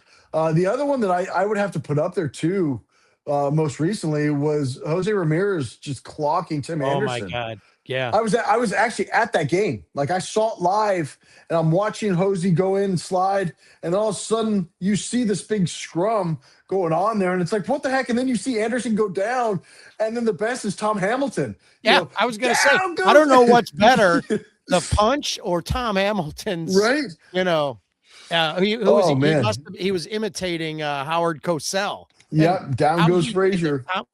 I don't think people understand. We have the best in the business. Tom Hamilton is the best in the Yes. business. So Yeah, it he had to be really amazing is. for him to call your games and, you know, have that on tape because he's the best.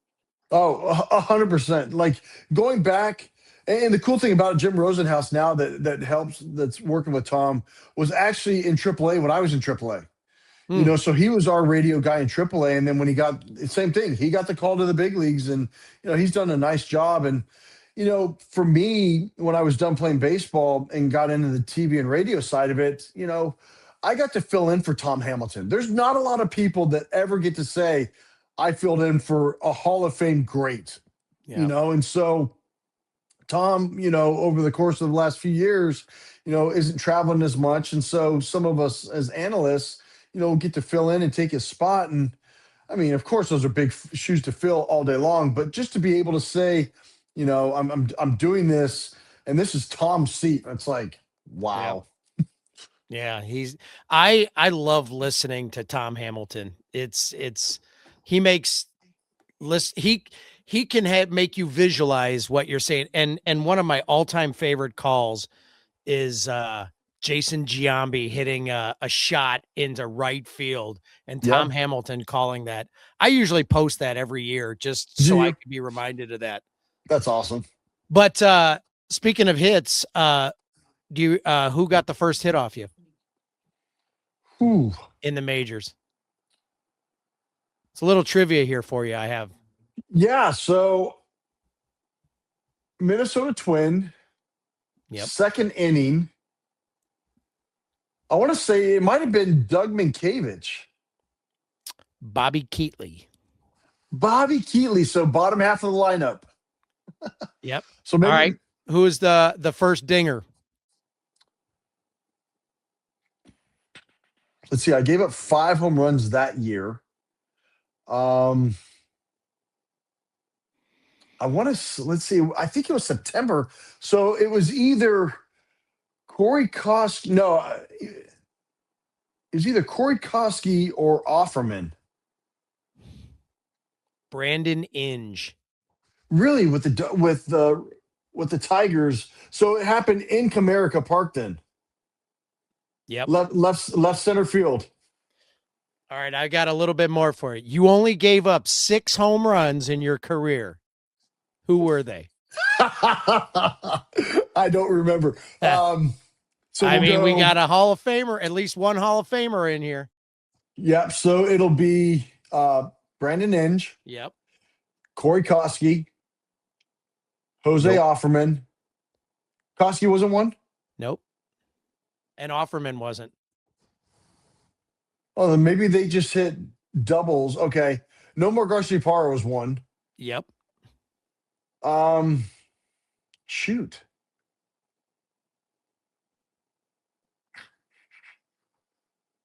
Unless the internet is wrong.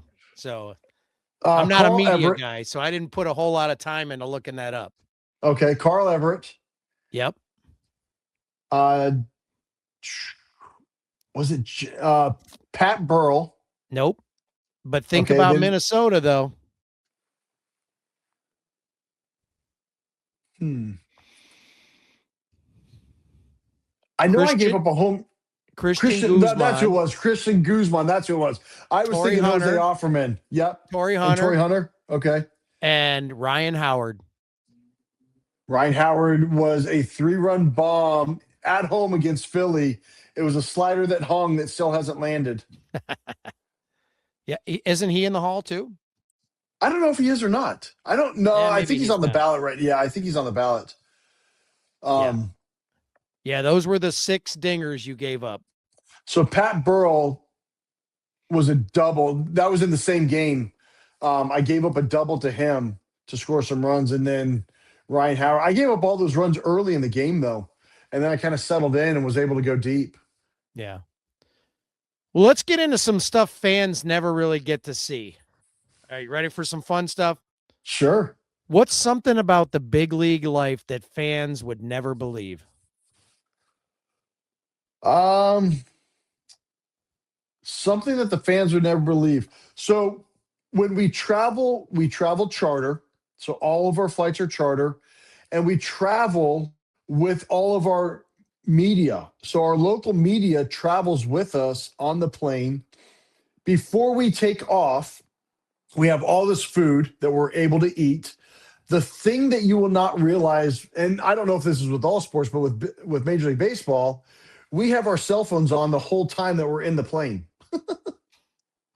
We never turn our cell phones off. And nobody says, hey, turn your cell phone off when you get on the plane. Yeah, I never understood why they do that anyway. Me neither. If a cell phone's going to bring down an airplane, we have bigger problems. Right. Yes. Agreed. So what's the funniest thing that ever happened on the mound? Funniest thing, we were at home. I'm pitching. I throw a changeup. I forget the hitter, but I throw a changeup. He pops it straight up on the mound. I mean, literally straight up on the mound. I take a couple steps back. I call for it. You can actually see on TV, like I'm waving everybody off. I'm calling for it.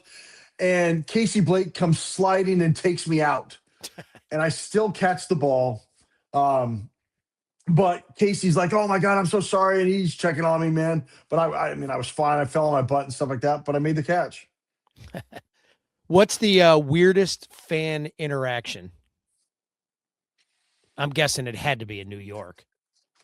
Well, so I never played in New York or Boston. The weirdest fan interaction, though, actually took place in the minor leagues. We were in Syracuse, New York, and there was these 2 brothers that looked like they should have just come right out of the woods. Beards out to here, their hair everywhere. They look like they had the same clothes on for the last 30 years, but they had every baseball card you could even imagine of every player.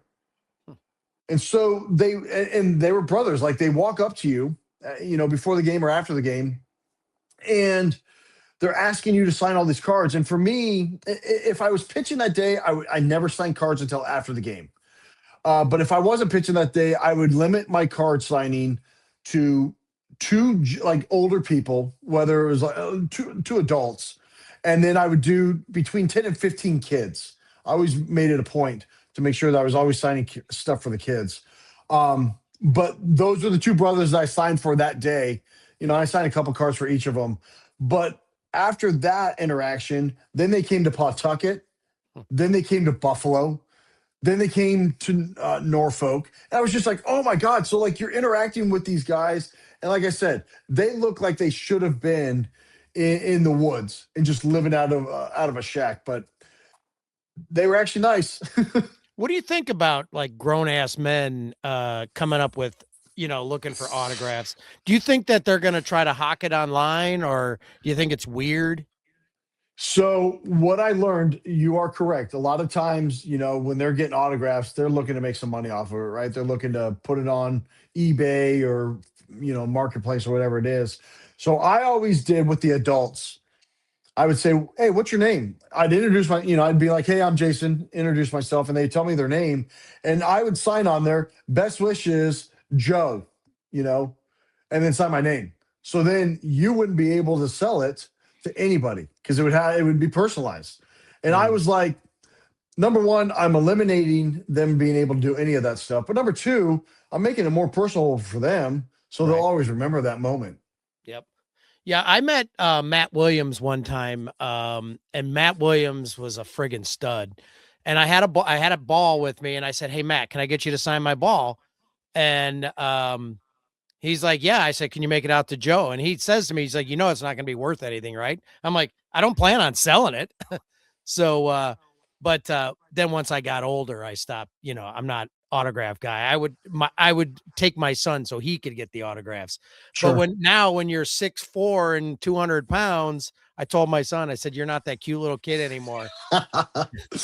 No, very true. The other story too that I have for you is, and a lot of fans won't. I don't think they know this or would realize this. When we're in the clubhouse and stuff like that, we're playing cards and playing video games and all that stuff. But a lot of times when the teams come in, so like if a visiting team comes in, I always ask the clubhouse attendant if I could get four baseballs signed by other players, So the Yankees come to town, right? I'm getting Derek Jeter, Alex Rodriguez, a couple other guys, David Wells, Andy Pettit, Roger Clemens. Like I would, when we're playing those guys. And so the last game of the series, there would be a sanitary sock in my locker that had those baseballs signed.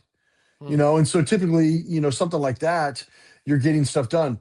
Paul Bird was a gentleman that pitched for us, and instead of getting baseball signed, he would get jersey signed, and it was really really cool. So like, I wish I would have thought about this, when I was a rookie and stuff like that, or knew about it, that he would get all these jerseys signed, and then he would get them shadow boxed, for his own collection.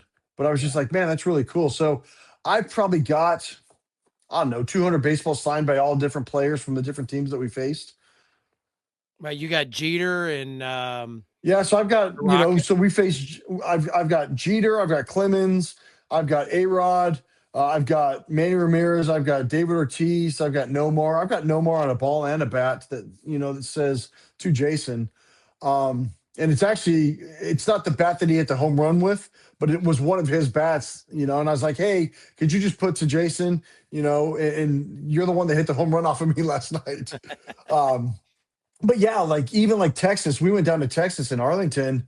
Nolan Ryan, it was Nolan Ryan night. So Nolan Ryan's driving around in a convertible. I'm pitching in the bullpen. I get his autograph, underneath the stadium. Hmm. Just things like that. A lot of fans wouldn't get the opportunity to do unless you were a professional baseball player. Yeah, I was at the stadium for Nolan's last game in Cleveland. Wow, I got some good pictures from the upper deck of him, I hit with that high kick of his. Phew. I Man. loved watching him pitch. Even Oh as my as god, a I young did too. kid, just you watch. He was what, 42, 44 years old, something like that, and maybe even older when he was finishing up his career, and he still was just a force on the mound, like just so awesome. Yeah. I saw that he came back and pitched for a game. He had been retired for a long time and still threw like 80 miles an hour or something like I that. I believe it. I absolutely believe it. Yeah. So, um, you ever doctor a baseball? I plead the fifth, but yes. So obviously Major League talked about doctoring baseballs. I mean, Vagisil, Bardol, uh what do pitchers do, to scuff it up or to get that edge on that ball? So interesting story, or stories. For me, the way I would doctor baseballs up, I had a black glove. Give me a second. So I just happened to have my glove here. But if you look at, this is supposed to be a black glove, you can Right. see how old it is now. But if you look, I've got a long string right there, right? I Yep. would always put either pine tar on the string, or I would put, it was called firm grip. And a lot of times I put, the firm grip, I would just put on my fingers and then just slide it down there. So you really, and umpires didn't check. Like nowadays, umpires check. Then on top of that, inside the glove here, I would always get the batter's pine tar rag, and I would just do this a couple times, So now there's pine tar inside my glove. Every time the catcher throws the ball back, it just hits it. As you see, all the Major League Baseballs are already rubbed up with mud.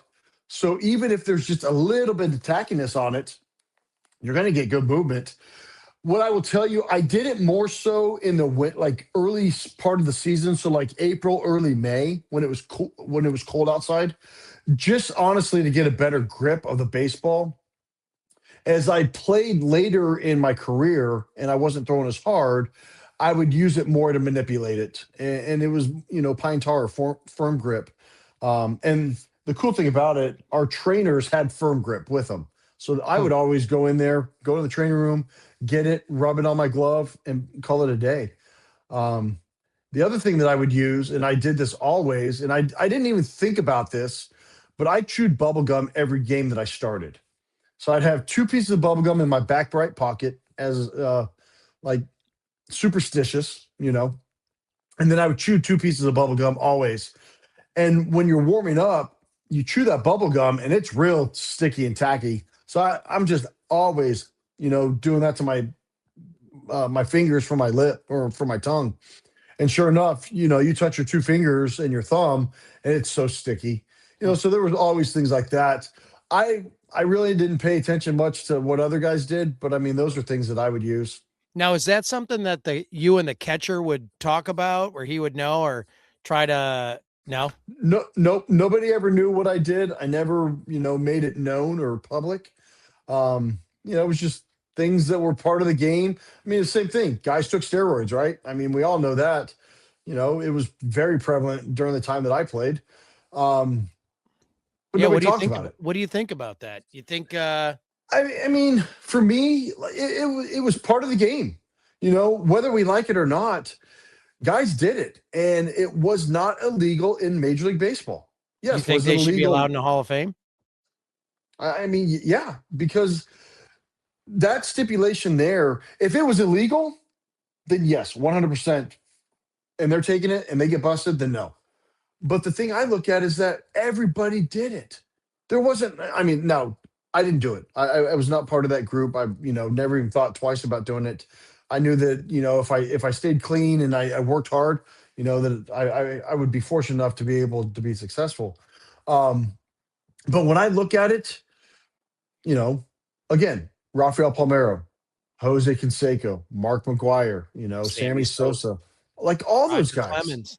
Clemens, Andy Pett, like all of those guys, Kevin Brown, Kenny Rogers, like guys did it. And a lot of it wasn't to get bulk up, it wasn't to get bigger, it wasn't to get stronger. A lot of it was to heal faster so they could play every day.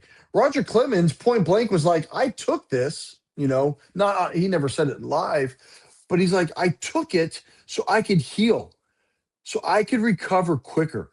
John Smoltz probably took it. I mean, it didn't come out. Tom Glavine probably took it. Now, not to say that those guys did, and I'm not, insinuating that by any means, but if it was there, guys took it. I always thought Tommy took it, but that was just. I mean, he exploded, and he became huge. But Yes, the guys that did it, I mean, baseball was so exciting back then. it As a was. fan, ESPN would cut to anytime Sosa was up or anytime McGuire was at bat, Barry because Bonds, yeah, people wanted to see those monster home runs. they did. I mean, I think they should be in, Yeah, personally.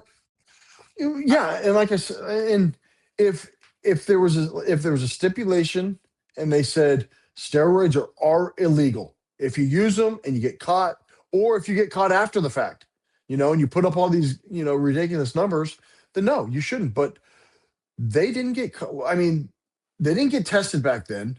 Right. Yes, all the data came out and said that, yes, they were on it and whatnot by Balco and stuff, but they should be. They were the greatest players during that era, you know? Yep. 100%. There's guys getting in that I'm not going to say don't belong in there, but there's guys getting in right now that these other guys are much better than, Yeah. 100%. So, Yeah, no, I agree. It's now what do you think about Pete Rose? so I don't think Pete Rose should be in for the sole fact that he bet against the game. You know, whether or not he said he bet for him, he had inside trading, he had inside knowledge of everything that was going on. He was able to dictate how the game was being played, and he profited off of it. So no, I don't. All right. So I'm assuming you've seen the movie 8 Men Out. 100%. What do you think about Shoeless Joe? He was part of that. Now, they never found him guilty though. And so for me, And by not he being played his game. he He did. he didn't take anything off.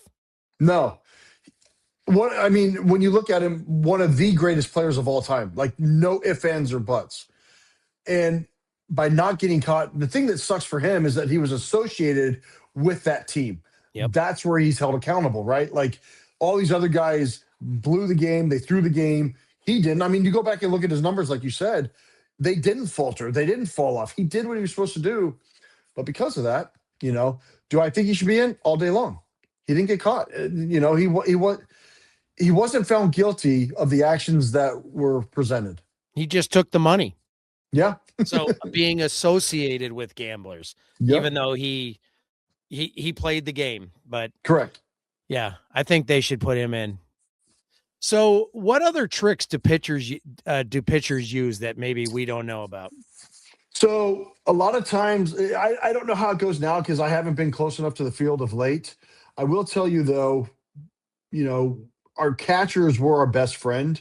So a lot of times catcher would catch a ball, right? And after he's catching it, he would drag the baseball on the ground and then throw it back to you. Not every time, but if you knew how to manipulate the baseball with the scuff marks on the baseball, you could have success, So whether you hold the baseball a certain way with the seams, without the seams, against the seams, all that, ultimately the ball is manipulated. It moves a certain way because of gravity. Hmm. So who was your favorite teammate? Ooh, I had a couple of favorite teammates. Jody Garrett was one of them. And then Billy Traber was another one that I was very, very close with in the big leagues. Cliff Lee was one of those guys. I wouldn't call him like my best friend or anything like that, best teammate, but was close with Cliff and CC. CC still sends Christmas gifts every year, Christmas cards and stuff like that. So, it's kind of cool to still be in his circle of friends. And then in the minor leagues, there was a gentleman by the name of Matt White, left-handed pitcher from Clemson that got up to the big leagues, had a cup of coffee similar to me, and then went over to Japan and actually pitched very, very well in Japan. So Whitey and he's from the Boston area. Him and I still keep in close contact. Who kept the clubhouse the loosest? Who? So in 07, Trot Nixon was a jokester. And ultimately, he kept the clubhouse extremely loose. And the reason I say that is the story I'm going to tell is about what happened to me. 07 season, we're in a great, battle right now. And, we've had a great season to point. Grady Sizemore is our center fielder. Grady and I, knew each other from the minor leagues and stuff like that. Unbelievable athlete, unbelievable talent, good kid. And I was just busting his chops in the outfield during batting practice one day, just giving him a hard time. And so, Trot Nixon, the veteran, took it upon himself to make sure that he protected his outfielders and his teammates. And so I don't know when it happened, but I was in the bullpen at this point. So, and I was the long relief guy. So I had to be out as when the game is happening. And like I said, I always like to be one of the first guys. So I get out to the bullpen and I'm hanging out, I'm watching the guy warm up. And Trot Nixon was on the bench. And at some point during the game, he went down in the clubhouse, grabbed all of my clothes. I mean, every single piece of clothing that I had, grabbed my jeans, my shirt, my underwear, my socks, grabbed all my uniform stuff. And when I get into my clubhouse, or when I get into the clubhouse after the game, locker room, nothing's in my locker. Like I just have hangers there.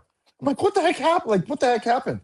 I have this bag, this plastic bag that's sitting on my chair. I go to touch it. It's cold. I pull it out. It's all of my clothes. He had wet them all down, like my clothes I go home in, wet them all down, put them in the freezer, froze them, and then just set them there. I had to literally go home in shorts and a t-shirt that night, and luckily I lived downtown, when I was playing, but I'm like, you got to be kidding me, man. So the thing is like you don't mess with rookies and you don't mess with veterans. And I got haggled big time there by a veteran. But I also looked at it that, he liked me because he was messing with me too. So, that's my good story there. But he was, like I said, he was a jokester, he was a prankster, really good teammate though in the clubhouse to be able to get along with. Is there a lot of rookie hazing? There is to some extent. 03, we had, I think, 19 guys in the big leagues that were all rookies, 14, 15 guys, something like that. The hazing side of it that took place then was we all had to dress up in different outfits that the veterans bought for us. So we're in Kansas City. We finish up the series. They take all of our clothes away. They have all of the clothes that we're supposed to be wearing. Some guys are dressed up in skirts, and some guys are dressed up in cowboy outfits and stuff like that. Tim Laker, who was a catcher for us, he was responsible for my clothes. They couldn't find shoes big enough. I wore a size 13 shoes, so they couldn't find shoes big enough for me to wear. Otherwise, it would have been high heels or some type of like clog or something like that. But I had a one-piece velour, like short shorts outfit. It was pink as can be. Then they had me wear fishnet stockings. Then I had to wear a Elton John hat, like the pink hat with the feather and stuff like that. And I had Elton John like glasses, those pink glasses that he always used to wear. And so this pink, velour one piece, it literally went over, and it was like through my neckline, and then if I had some boobs and stuff like that, I would look great, like I would have been sexy. And then we all had to take pictures, so we take a group picture and an individual picture. And then normally, because we charter everywhere, normally the buses go out on the tarmac and you just walk out on the tarmac and get on the plane. Well, not in Kansas City. They're like, oh no, you've got to walk through the terminal all dressed like this. Nice. So they drop all of us off at the front terminal, like, door B or whatever it was in Kansas City. And we walk through the terminal dressed like this. And I mean, people are laughing at us, taking photos of us, wanting to take pictures with us. Like, it was comical, but at the same time, it was great because, you were part of a camaraderie group, right, that love their brothers. And, it does not get better than that. And then, end of the year, we've got this big party up in Toronto for our last game of the season. And everybody's just goofing around, joking around, and having a good time. That's awesome. It was. So you were part of the 2007 ALCS run team. So we never even talked. You had Tommy John surgery, and then you came back. So what was the rehab like for Tommy John? So in 2004, I broke as the fifth starter, which, is awesome. You go through spring training, you've got a good spring. You get called in the office. They're like, hey, you're going to break camp. You're going to make opening day. So all these kids, these young men that just got that first call, make an opening day spot, and then on top of that, to be one of the five starters, something unique and remarkable in itself. And so I make two starts, and I throw up great numbers. Like I make a start in Kansas City, throw up great numbers there. Make a start at home, and it was at home. It was actually the fifth inning, uh, where I actually like felt some stuff right in here. That was, my arm kind of felt on fire. Like I threw a pitch warming up, and just like it just flames like down my arm, like just that sense of burning sensation down your arm. Really didn't think much of it. I finished the fifth inning, finished the sixth inning. That night, I go on TV late, kind of talk about my start to the season, because at that point, two starts in, I'd given up one run in 11 innings. So your ERA is under one. And the guy that was right behind me was this gentleman by the name of Pedro Martinez. That was this great phenom pitcher for Boston, and I was leading. Pardon me. I said I've heard of him. Right? A couple guys have heard of him. Yeah. But to be able to say that after two starts, I was ahead of him in ERA, I'll take that all day long. Yeah. Unfortunately for me, I did hurt my elbow. They put me on the disabled list immediately. I go down and make a rehab start the next weekend in Buffalo. My velocity went from like 88, 89 down to like 81, 82. And so they're like, we're going to shut you down for 6 to 8 weeks. We're going to try to reevaluate you then. I go on a 12-week throwing program, and it's not getting better. So end of July rolls around. I end up having Tommy John surgery down in Alabama with Dr. Andrews, who is, one of the best world-renowned surgeons for TJ. And, from there, rehab starts immediately. There's no time off, and it's 7 days a week. It's 3 to 4 hours a day of just cruciating or aiding circumstances of trying to get your arm strong again. And at the same time, you're trying to build up your shoulder, you're trying to build up your legs, your conditioning. You're just going through, and at the same time, the season's going on. So you're watching the games, not being able to contribute, and you've lost, the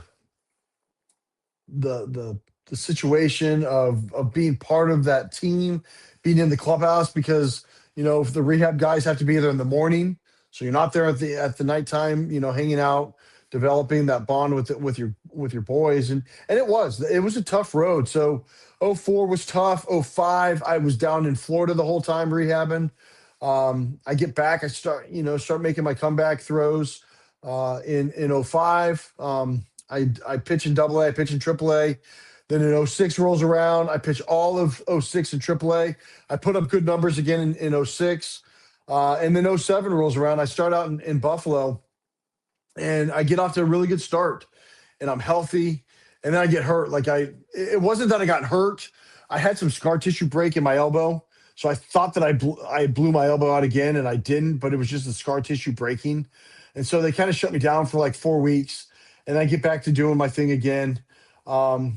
And we're down in Richmond, Virginia, and Jeremy Sowers is pitching, and he's struggling up in the big leagues. And our pitching coach at the time, Scott Radinsky, is like, hey, we're going to have to take you to the batting cage. You're going to have to work on some hitting. And I'm like, why? We don't hit in AAA, we're an American League team. And he wouldn't tell me why. So for, a couple of days, I'm down there just bunting and swinging and slapping and just nonsense stuff. And that night, the second day that I'm taking batting practice in the cages, that night, our manager at the time was Torey Lovello, who's the manager now for the Arizona Diamondbacks, calls me in the office. He's like, hey, Stanley, you're getting called up to the big leagues. He's like, you have persevered through everything, man. He goes, and it's my honor, it's my pleasure to let you know that you're getting back up to where you belong. And I'm like, I greatly appreciate that, So I fly down to Miami. I make a start down there in Miami. And that story there is just crazy in itself, because, I told you earlier my routine of what I do, the day that I'm starting. Well, because of that, I'm staying at the hotel. All the buses had already left. So now I have to either take a cab, or at the time, my girlfriend and her father were down there, or yeah, so my significant other and her father were down there, and she's driving. And the craziness behind this is when you're down in Florida, I think it was the 417, but it's a toll road.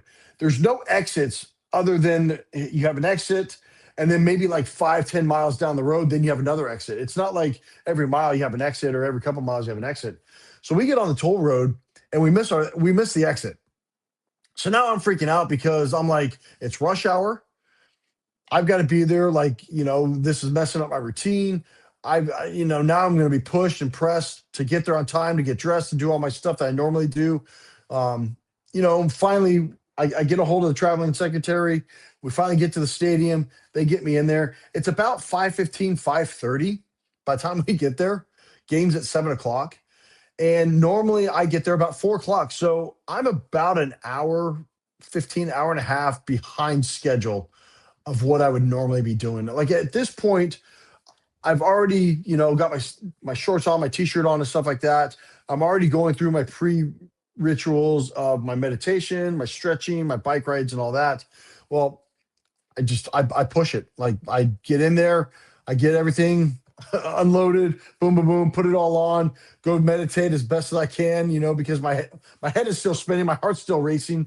Um, I'm able to eat my peanut butter and jelly sandwich to give me some energy, and then I go out there and I throw the game of my life. Hmm. And I come out. I didn't give up any runs.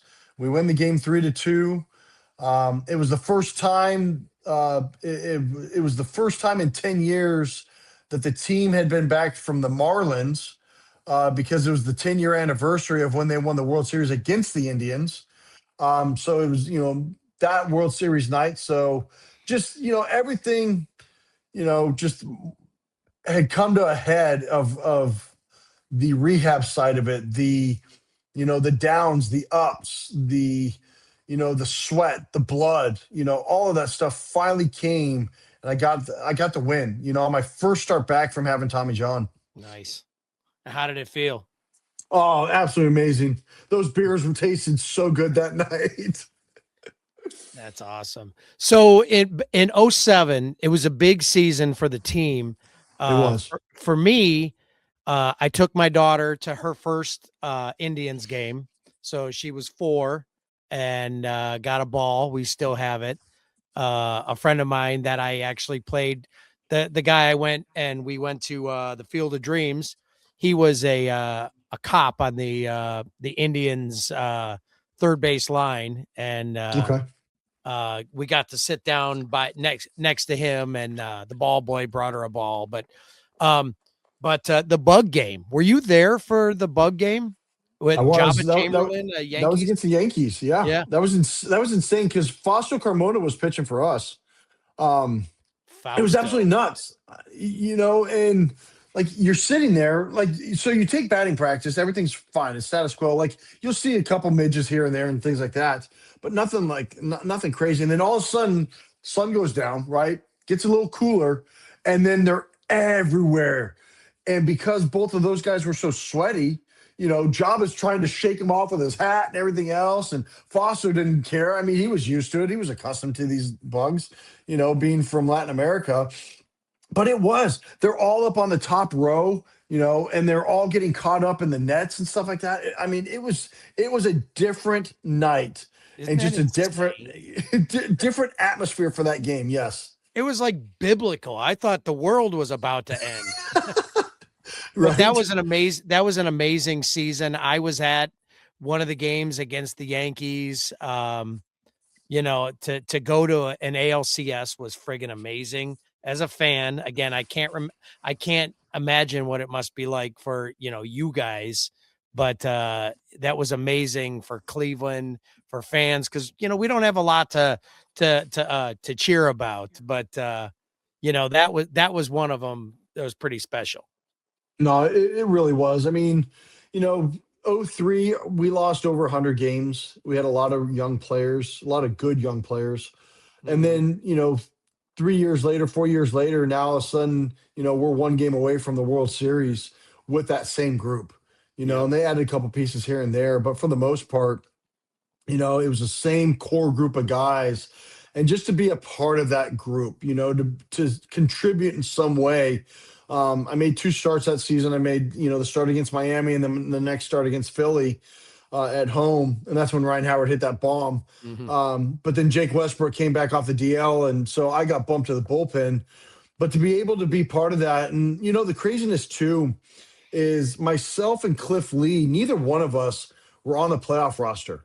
You think about something nuts like that, where Cliff, who had great numbers in the big leagues, went on to be Won a the great get the Cy superstar. Young Award. Cy Young, signed a multi-year deal with the Phillies, like, just things like that. And I go back and Cliff and I are sitting in Ottawa, and neither one of us get called back up to the big leagues in late September. And then neither one of us, get on the playoff roster. We were both emergency guys, but that was it. It was just like, dang. But I look back and that team, it was unique. It was an awesome time to be a part of a great Indians run. Yeah, no, it really was awesome. So we talked about some of the movies, some of the greatest movies ever made were baseball movies. You have a favorite? I mean, there's so many good ones. So favorite baseball movie. It would either have to be For the Love of the Game or Major League. And I probably wouldn't say like one or two. I'd probably say like 1A and 1B. But my probably go-to would have to be Major League. I think a lot of it, some of the nostalgia of it, it took place in Tucson, with High Corbett Field, growing up there, watching the Indians go to High Corbett and play there for spring training. But then you look at that team, right? And you've got, Willie Mays Hayes in center field. That's Kenny Lofton, all day long. You've got Serrano, who's supposed to be like Albert Bell / Manny Ramirez type guy. You've got the flamethrower, and Charlie Sheen. You have everything, that was the Indians. They're garbage. And then all of a sudden, they figure out how to win. And sure enough, it was a great movie put together. Now, you look at the other movies that, the sequels of all that, and they were garbage. Oh, yeah. But Major League itself, outstanding movie. I'll tell you what, a good movie that doesn't get a lot of mentions is Cobb. Yeah, I saw it once, maybe twice, but never really got into it that much. But you're right. I mean, it is a good For the movie. history of the game. And, Yes, the history. Yep. I like that stuff. Now, something else I like, I'm even wearing the shirt. You can't really tell. What do you think of Eastbound and Down? I think it's comical. I think the way that it is portrayed, being that it's Latin American baseball, is on point. I played in Tijuana. I played for the Tijuana Potros. Hanging out in the hotels, drinking the tequila, all that stuff. 100%. It is so funny. Cockfights and all that. Yes. Now, I never saw any of that type of stuff, but yes, 100%, man. Yeah, I whenever I need a good laugh, I just start binging through Eastbound and Down. Nice. And I heard it was loosely based off of John Rocker's career. So I don't know. That's But awesome if it was. You want to talk about another interesting cat. John Rocker was a different type of player. when he came to the Indians, now I knew how he was and his persona or whatever. But when he came to the Indians, I was at the game. My kid's mom and I were at, oh God, who were they playing? It was on ESPN, and the Indians were down by like 15 runs or something. So was that against the Seattle Mariners? Was it the Mariners? Or was it Baltimore? I'm sorry? Was it Baltimore or the Mariners when they came back in it the might have been the ninth inning? Mariners, but they were losing so bad and everybody was leaving and we had horrible nosebleed seats. And I'm like, everybody's leaving. And I'm like, I got a feeling about this. I got a feeling. So the stadium empties out and we go down and we're sitting right at the end of the visitors dugout, right by the ESPN camera. And we're staying there. They came back and won it in extra innings. But John Rocker, that big lefty, just looking, like towards the Yep. third base dugout or the first base dugout. And he's just like, it looked like he was having a roid rage on the mound and he was throwing fireballs and they won it. I loved like at least that one game that he was in. And That's awesome.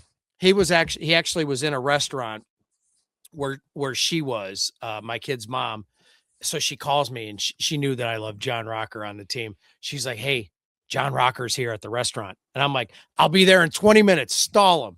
So I went, by the time I got there, he was gone. And she's like, "He left, but he signed this autograph for me." And, I'm like, "Oh, that's awesome." So somewhere here I have John Rocker's autograph, but Very, very cool. it'll be my kids when I die.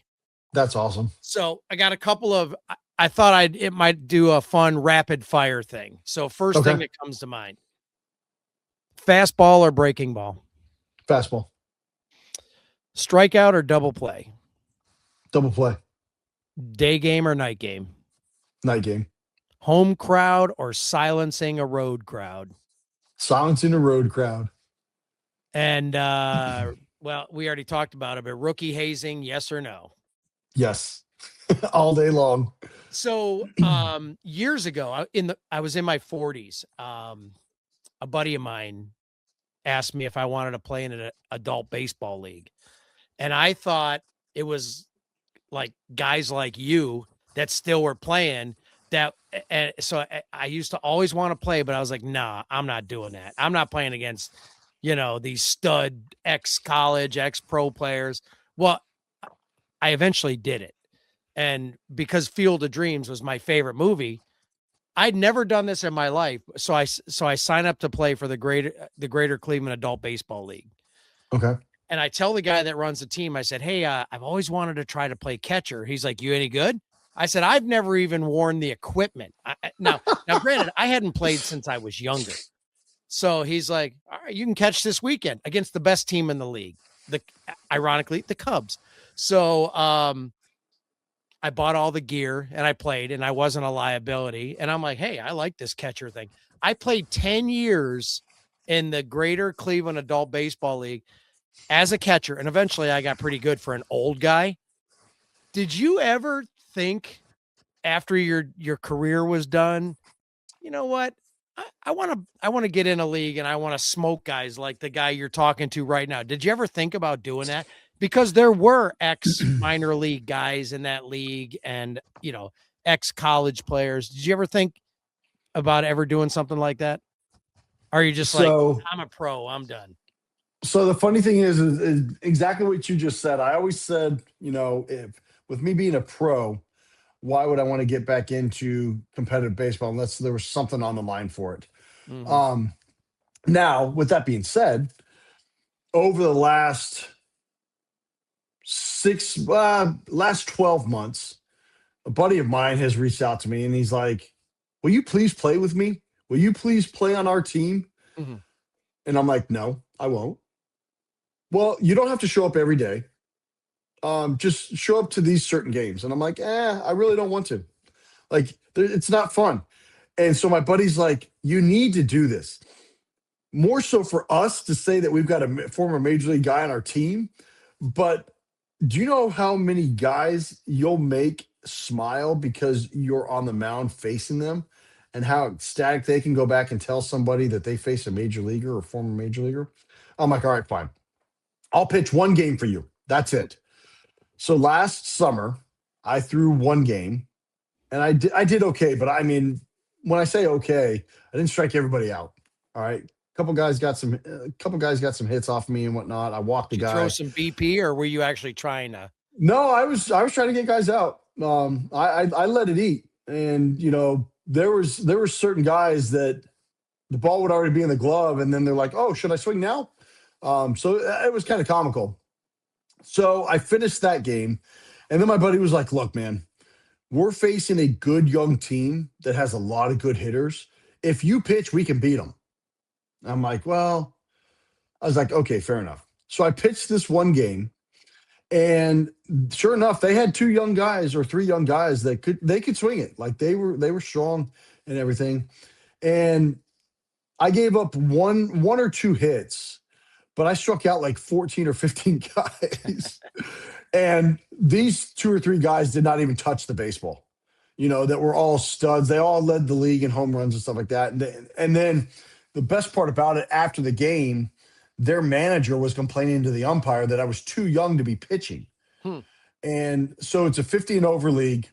You can play if you're 46 or 47, I think, but you can't pitch until you're 50. So at the time I was 48, about to be 49. And so now this year they want me to come back and play. And I'm like, I might, just to have a good time, but they're not going to let me pitch this year because I'm not 50 yet. Is it But it the was Roy pretty Hobbs funny. League? I don't think it's a Roy Hobbs league. It's something out because we don't go into Canton or Akron or Cleveland. It's more local here, but it's probably based off of that. It's not the Greater Cleveland Adult Baseball? No, Okay. I don't know what it is because like there's a couple Western PA teams in it. It's Trumbull County, Mahoney County, Columbiana County. Um, That's cool.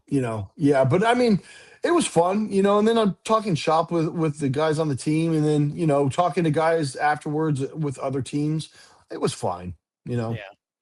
Yeah, the league that I played it, so we won the championship one year in the 35 and older league, and we had a pitcher. He was from Pennsylvania. He'd come in from Pennsylvania. His name is Travis Butcher. This guy could hit the mid 80s. Now, really. I played catcher, so for me that was I couldn't pitch. I have zero velocity, so for me that was the best position. I can't judge a ball in the outfield either, but catching that guy was so friggin'. My thumb still hurts because he literally broke my thumb, but Wow. I'd never caught anybody as fast as that, and it was so amazing. And to beat the best team in the league that wins every friggin' year. And one of the guys that I love playing against, he was in the Red Sox minor league system, and I got a couple of good hits off that guy. Still got him on video, and That's I love really. awesome. But I literally just stopped playing last year. I kept getting Oh hurt every wow. year, but Hamstrings. well, I tore a calf muscle one year. I pulled a glute one year, and my shoulder. I must have done something with Like my an labrum or something. Okay. I can't even. I could barely throw a ball. But I tell you what, man, I love getting out there throwing with my son. My son's 21, and he still loves playing catch with me. I will suffer through the pain just to play catch with. It's kind of like Field of Dreams. Playing with your Yeah. dad. Yep. That's And awesome.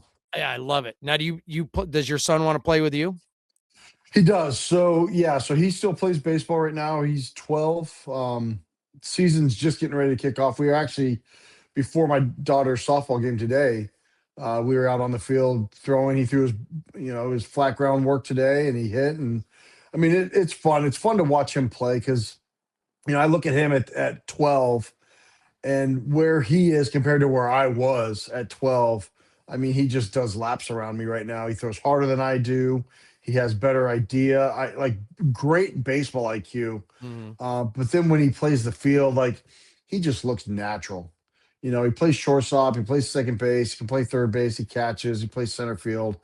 But to watch him just go about his thing, like he just makes everything look so effortless. Yeah. It's just like, I've been around this game long enough that if he sticks to continuing to grow and continuing to learn the game, he could be something really, really special. I'll never tell him that right now until he gets there, but it's just really cool to watch, and kind of take a step back and watch the little dude do his thing. Yeah, I know it's like we talked about earlier. Being a dad is the best thing in the world, for both my kids. But my son, because he's always so athletic, I couldn't sit and just watch. So I would take pictures. I have a picture of his first hit in Little League Baseball, and I have a picture of his last hit. I have a series of pictures of his last hit in high school baseball. And in his first game, he hit his first home run, in little league. And in his last at bat, he hit his last home run, Oh, uh, wow. which is his second home run. He was always good for singles, for walks, but he hit a grand slam over the right field wall in his last high school baseball game. And I've got the entire at bat on film, rounding the bases as he connects with the ball.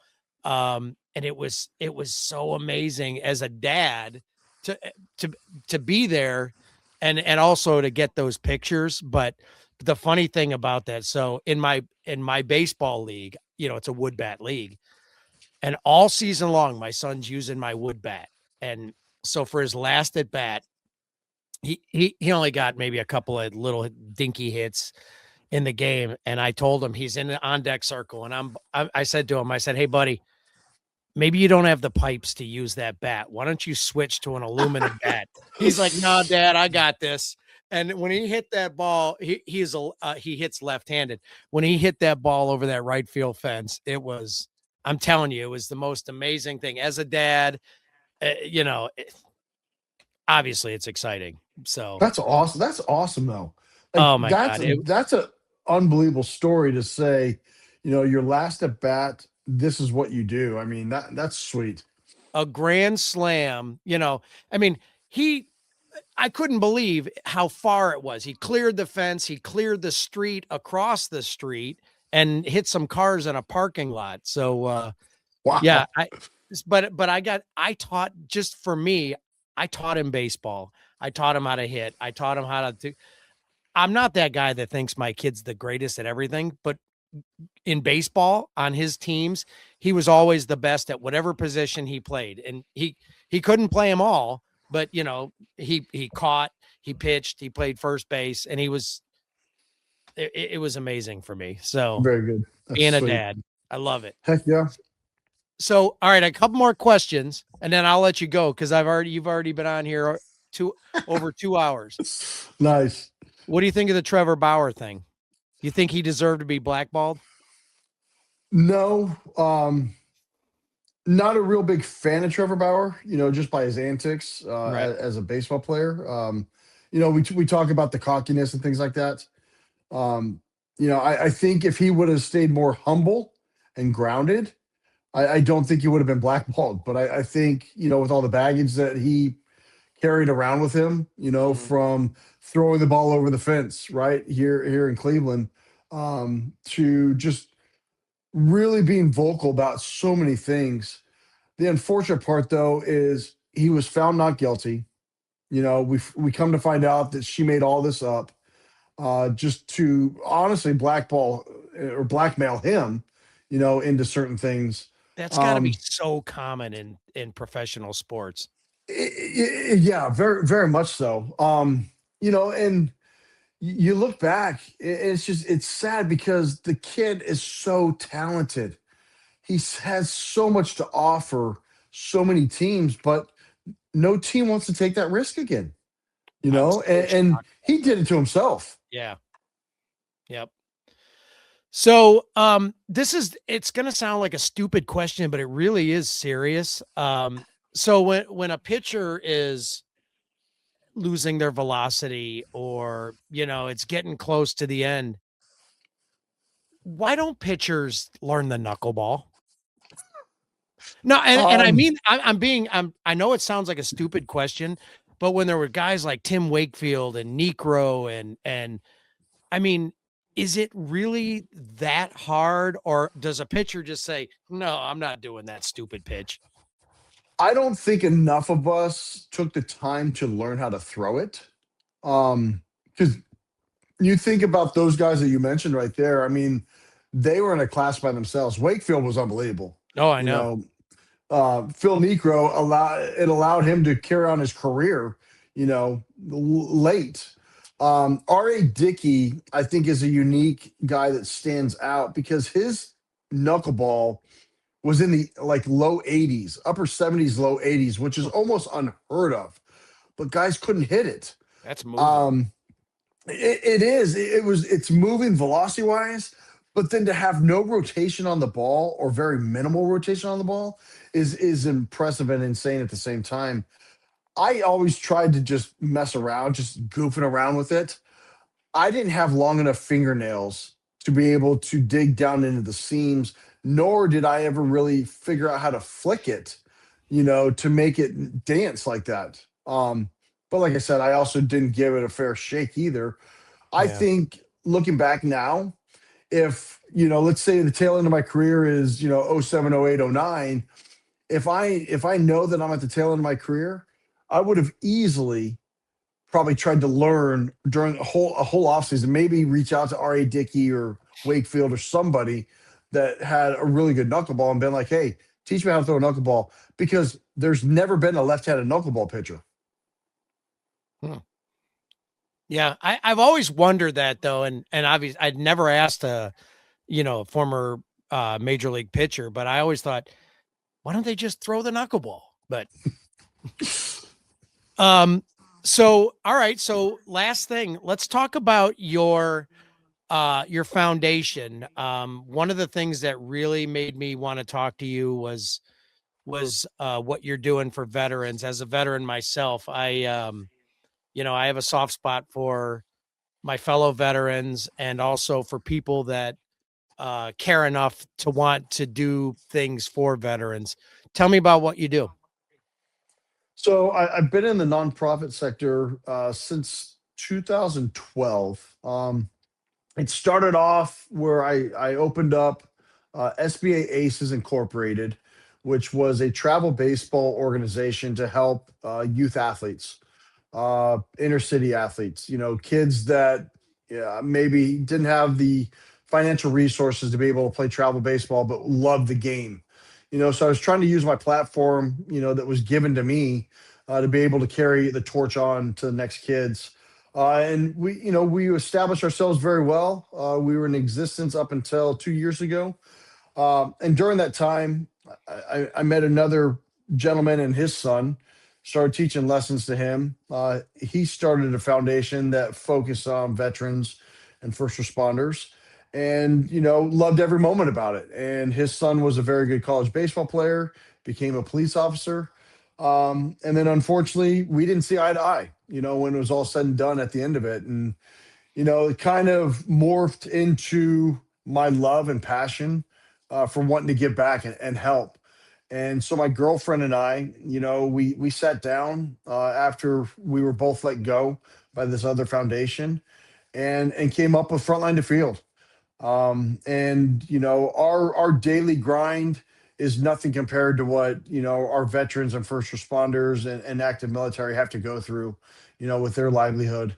And so, Vanessa and I wanted to figure out, how we could give back immediately and how we could, help alleviate some issues, whether it was financial issues, whether it was mental issues, whether it was health issues, whatever it was, we wanted to figure out a way or an avenue and utilize my platform and her platform as well of being a military brat, um, to give back to the ones that those heroes that protect us every day. So, Frontline to Field was established in October of 2024.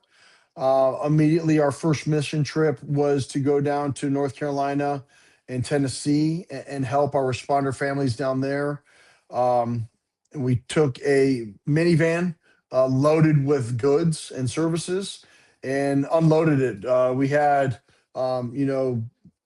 food and we had uh, diapers and clothes and everything else that you could even imagine, toiletry items, and took it down there and helped families immediately, with the hurricane flood victims down there.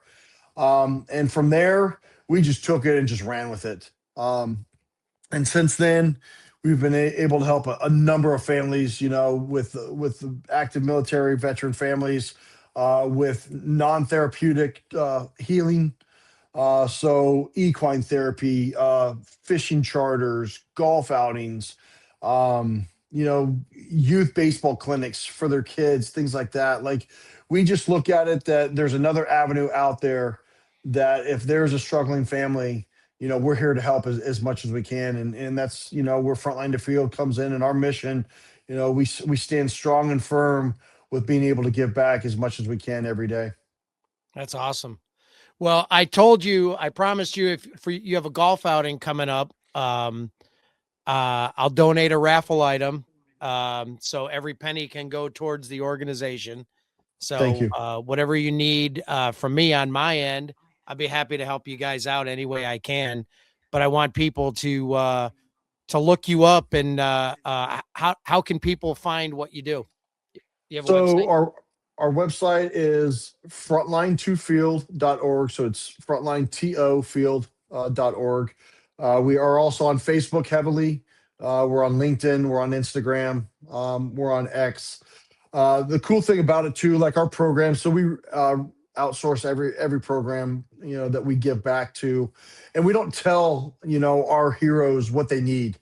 We ask them what they need, and they tell us, what direction they want to go. And so I think that, being transparent there has been huge. I'm excited because coming in April, we're starting to, I want to say it's a one of a kind program for veterans and first responders and active military members. It's called Battle Buddy Golf Program. So for the next 2 years, we've partnered up with Little Mountain Country Club up in Paynesville to be able to allow between 8 and 12 members of the responder family, the veteran family community, and active military community to go out and golf. So, if you go to our website, you'll be able to look it up. Um, for April, we have 3 days. So we have a Tuesday, Wednesday, Thursday. So we have firefighters one day, police officers one day, and then military and responders, or military and veterans one day. We'll have a QR code out there, and then they can sign up, and then it'll just repeat. Every week it's going to repeat. So we're excited about that for the next 2 years. So as long as the weather is good, and the veteran and active military community wants to get out there, I'll be able to get all that information over, and I can send that information over to you too, Joe, so you Sure. have it to get it out to the community. We have our golf outing coming up in June 12th. We have our second annual golf outing at Little Mountain Country Club. So it's a Friday afternoon. If you're a veteran, if you're active military, if you're a first responder, you golf for free that day. So if you want to come out and you want to golf and we have space for you, please come out. And there's signups for that as well on our website. But the cool thing about it, we'll have a foursome, that pays for the golf. And then that fifth golfer is going to be a veteran, active military, or first responder that golfs with those groups. So we're ecstatic about doing that again. And then August 14th, Boots and Badges Country Bash down in Canal Fulton area, North Lawrence, at the Peacock Ridge. So we'll get that up on the website soon. But again, that's just to give back to our heroes. It's going to be an awesome night. We'll have food trucks there. We'll have a live country band playing that night. So, put your shit kickers on, enjoy the night, and come support a great cause. Yeah, that all sounds good. I tell you what, veterans, first responders, and professional athletes, we all love to play our golf, don't we? Yes, we do. Well, that's awesome. Well, I really appreciate you spending this almost 2.5 hours with me. I'm sure you probably have better things you want to do, but I really appreciate talking baseball. What do you think the Indians are going to do this year? I think the Tribe, I like their team this year. I like the couple guys that they went out and got in Reese Hoskins. I don't know if Stuart Fairchild made the team or not. I haven't seen yet. They don't have to announce the rosters until tomorrow or the next day, I think. But I love the young players. I think Chase DeLauder is going to be an absolute stud. So as long as he can stay healthy, I think that they found just a great player, great person, great young kid. And I think Jose Ramirez needs guys like that. He Mhm. needs some people around him. You got Quan at the top, but to have Ramirez and then have Chase, maybe Kyle can kind of build off of his season last year, Manzardo. It's going to be fun. The staff, though, this pitching staff, Carl Willis does a great job every year. They might not be the big name like Chris Sale or Max Fried or anybody like that, Logan Webb or Paul Skeens, but man, those five guys go out, they compete. The bullpen's going to be strong and good. So we'll see. I expect greatness out of them again. Expect them to get the playoffs. I love what Stephen Vogt does on a regular basis. Well, we're going to hear you in the on the radio taking over for Hammy at all? I don't know about this year. If I get on some radio stuff, it might be with the Fan 92.3 The Fan. I do some stuff from time to time, kind of fill in with Nick and Wilson there. But I would love to get back on the radio. I enjoy talking baseball nonstop. There's a lot of good stories to always be told. Well, this was a lot of fun for me. I've never spent 2.5 hours talking to a former major leaguer, but I had a lot of fun. So thanks, and I'll talk to you again soon. Joe, thank you so much for this time. I had a blast, man. It wasn't 2.5 hours of nothing. It was 2.5 hours of great conversation and getting to know you, and I enjoy what you're doing here and allowing, our legacies to carry on, whether it's a professional athlete or one of our veterans or active military members. Thank you for what you've done and what you do. Well, I appreciate that. Thank you very much. All right. We'll talk soon. All right. Sounds good. Bye. All right.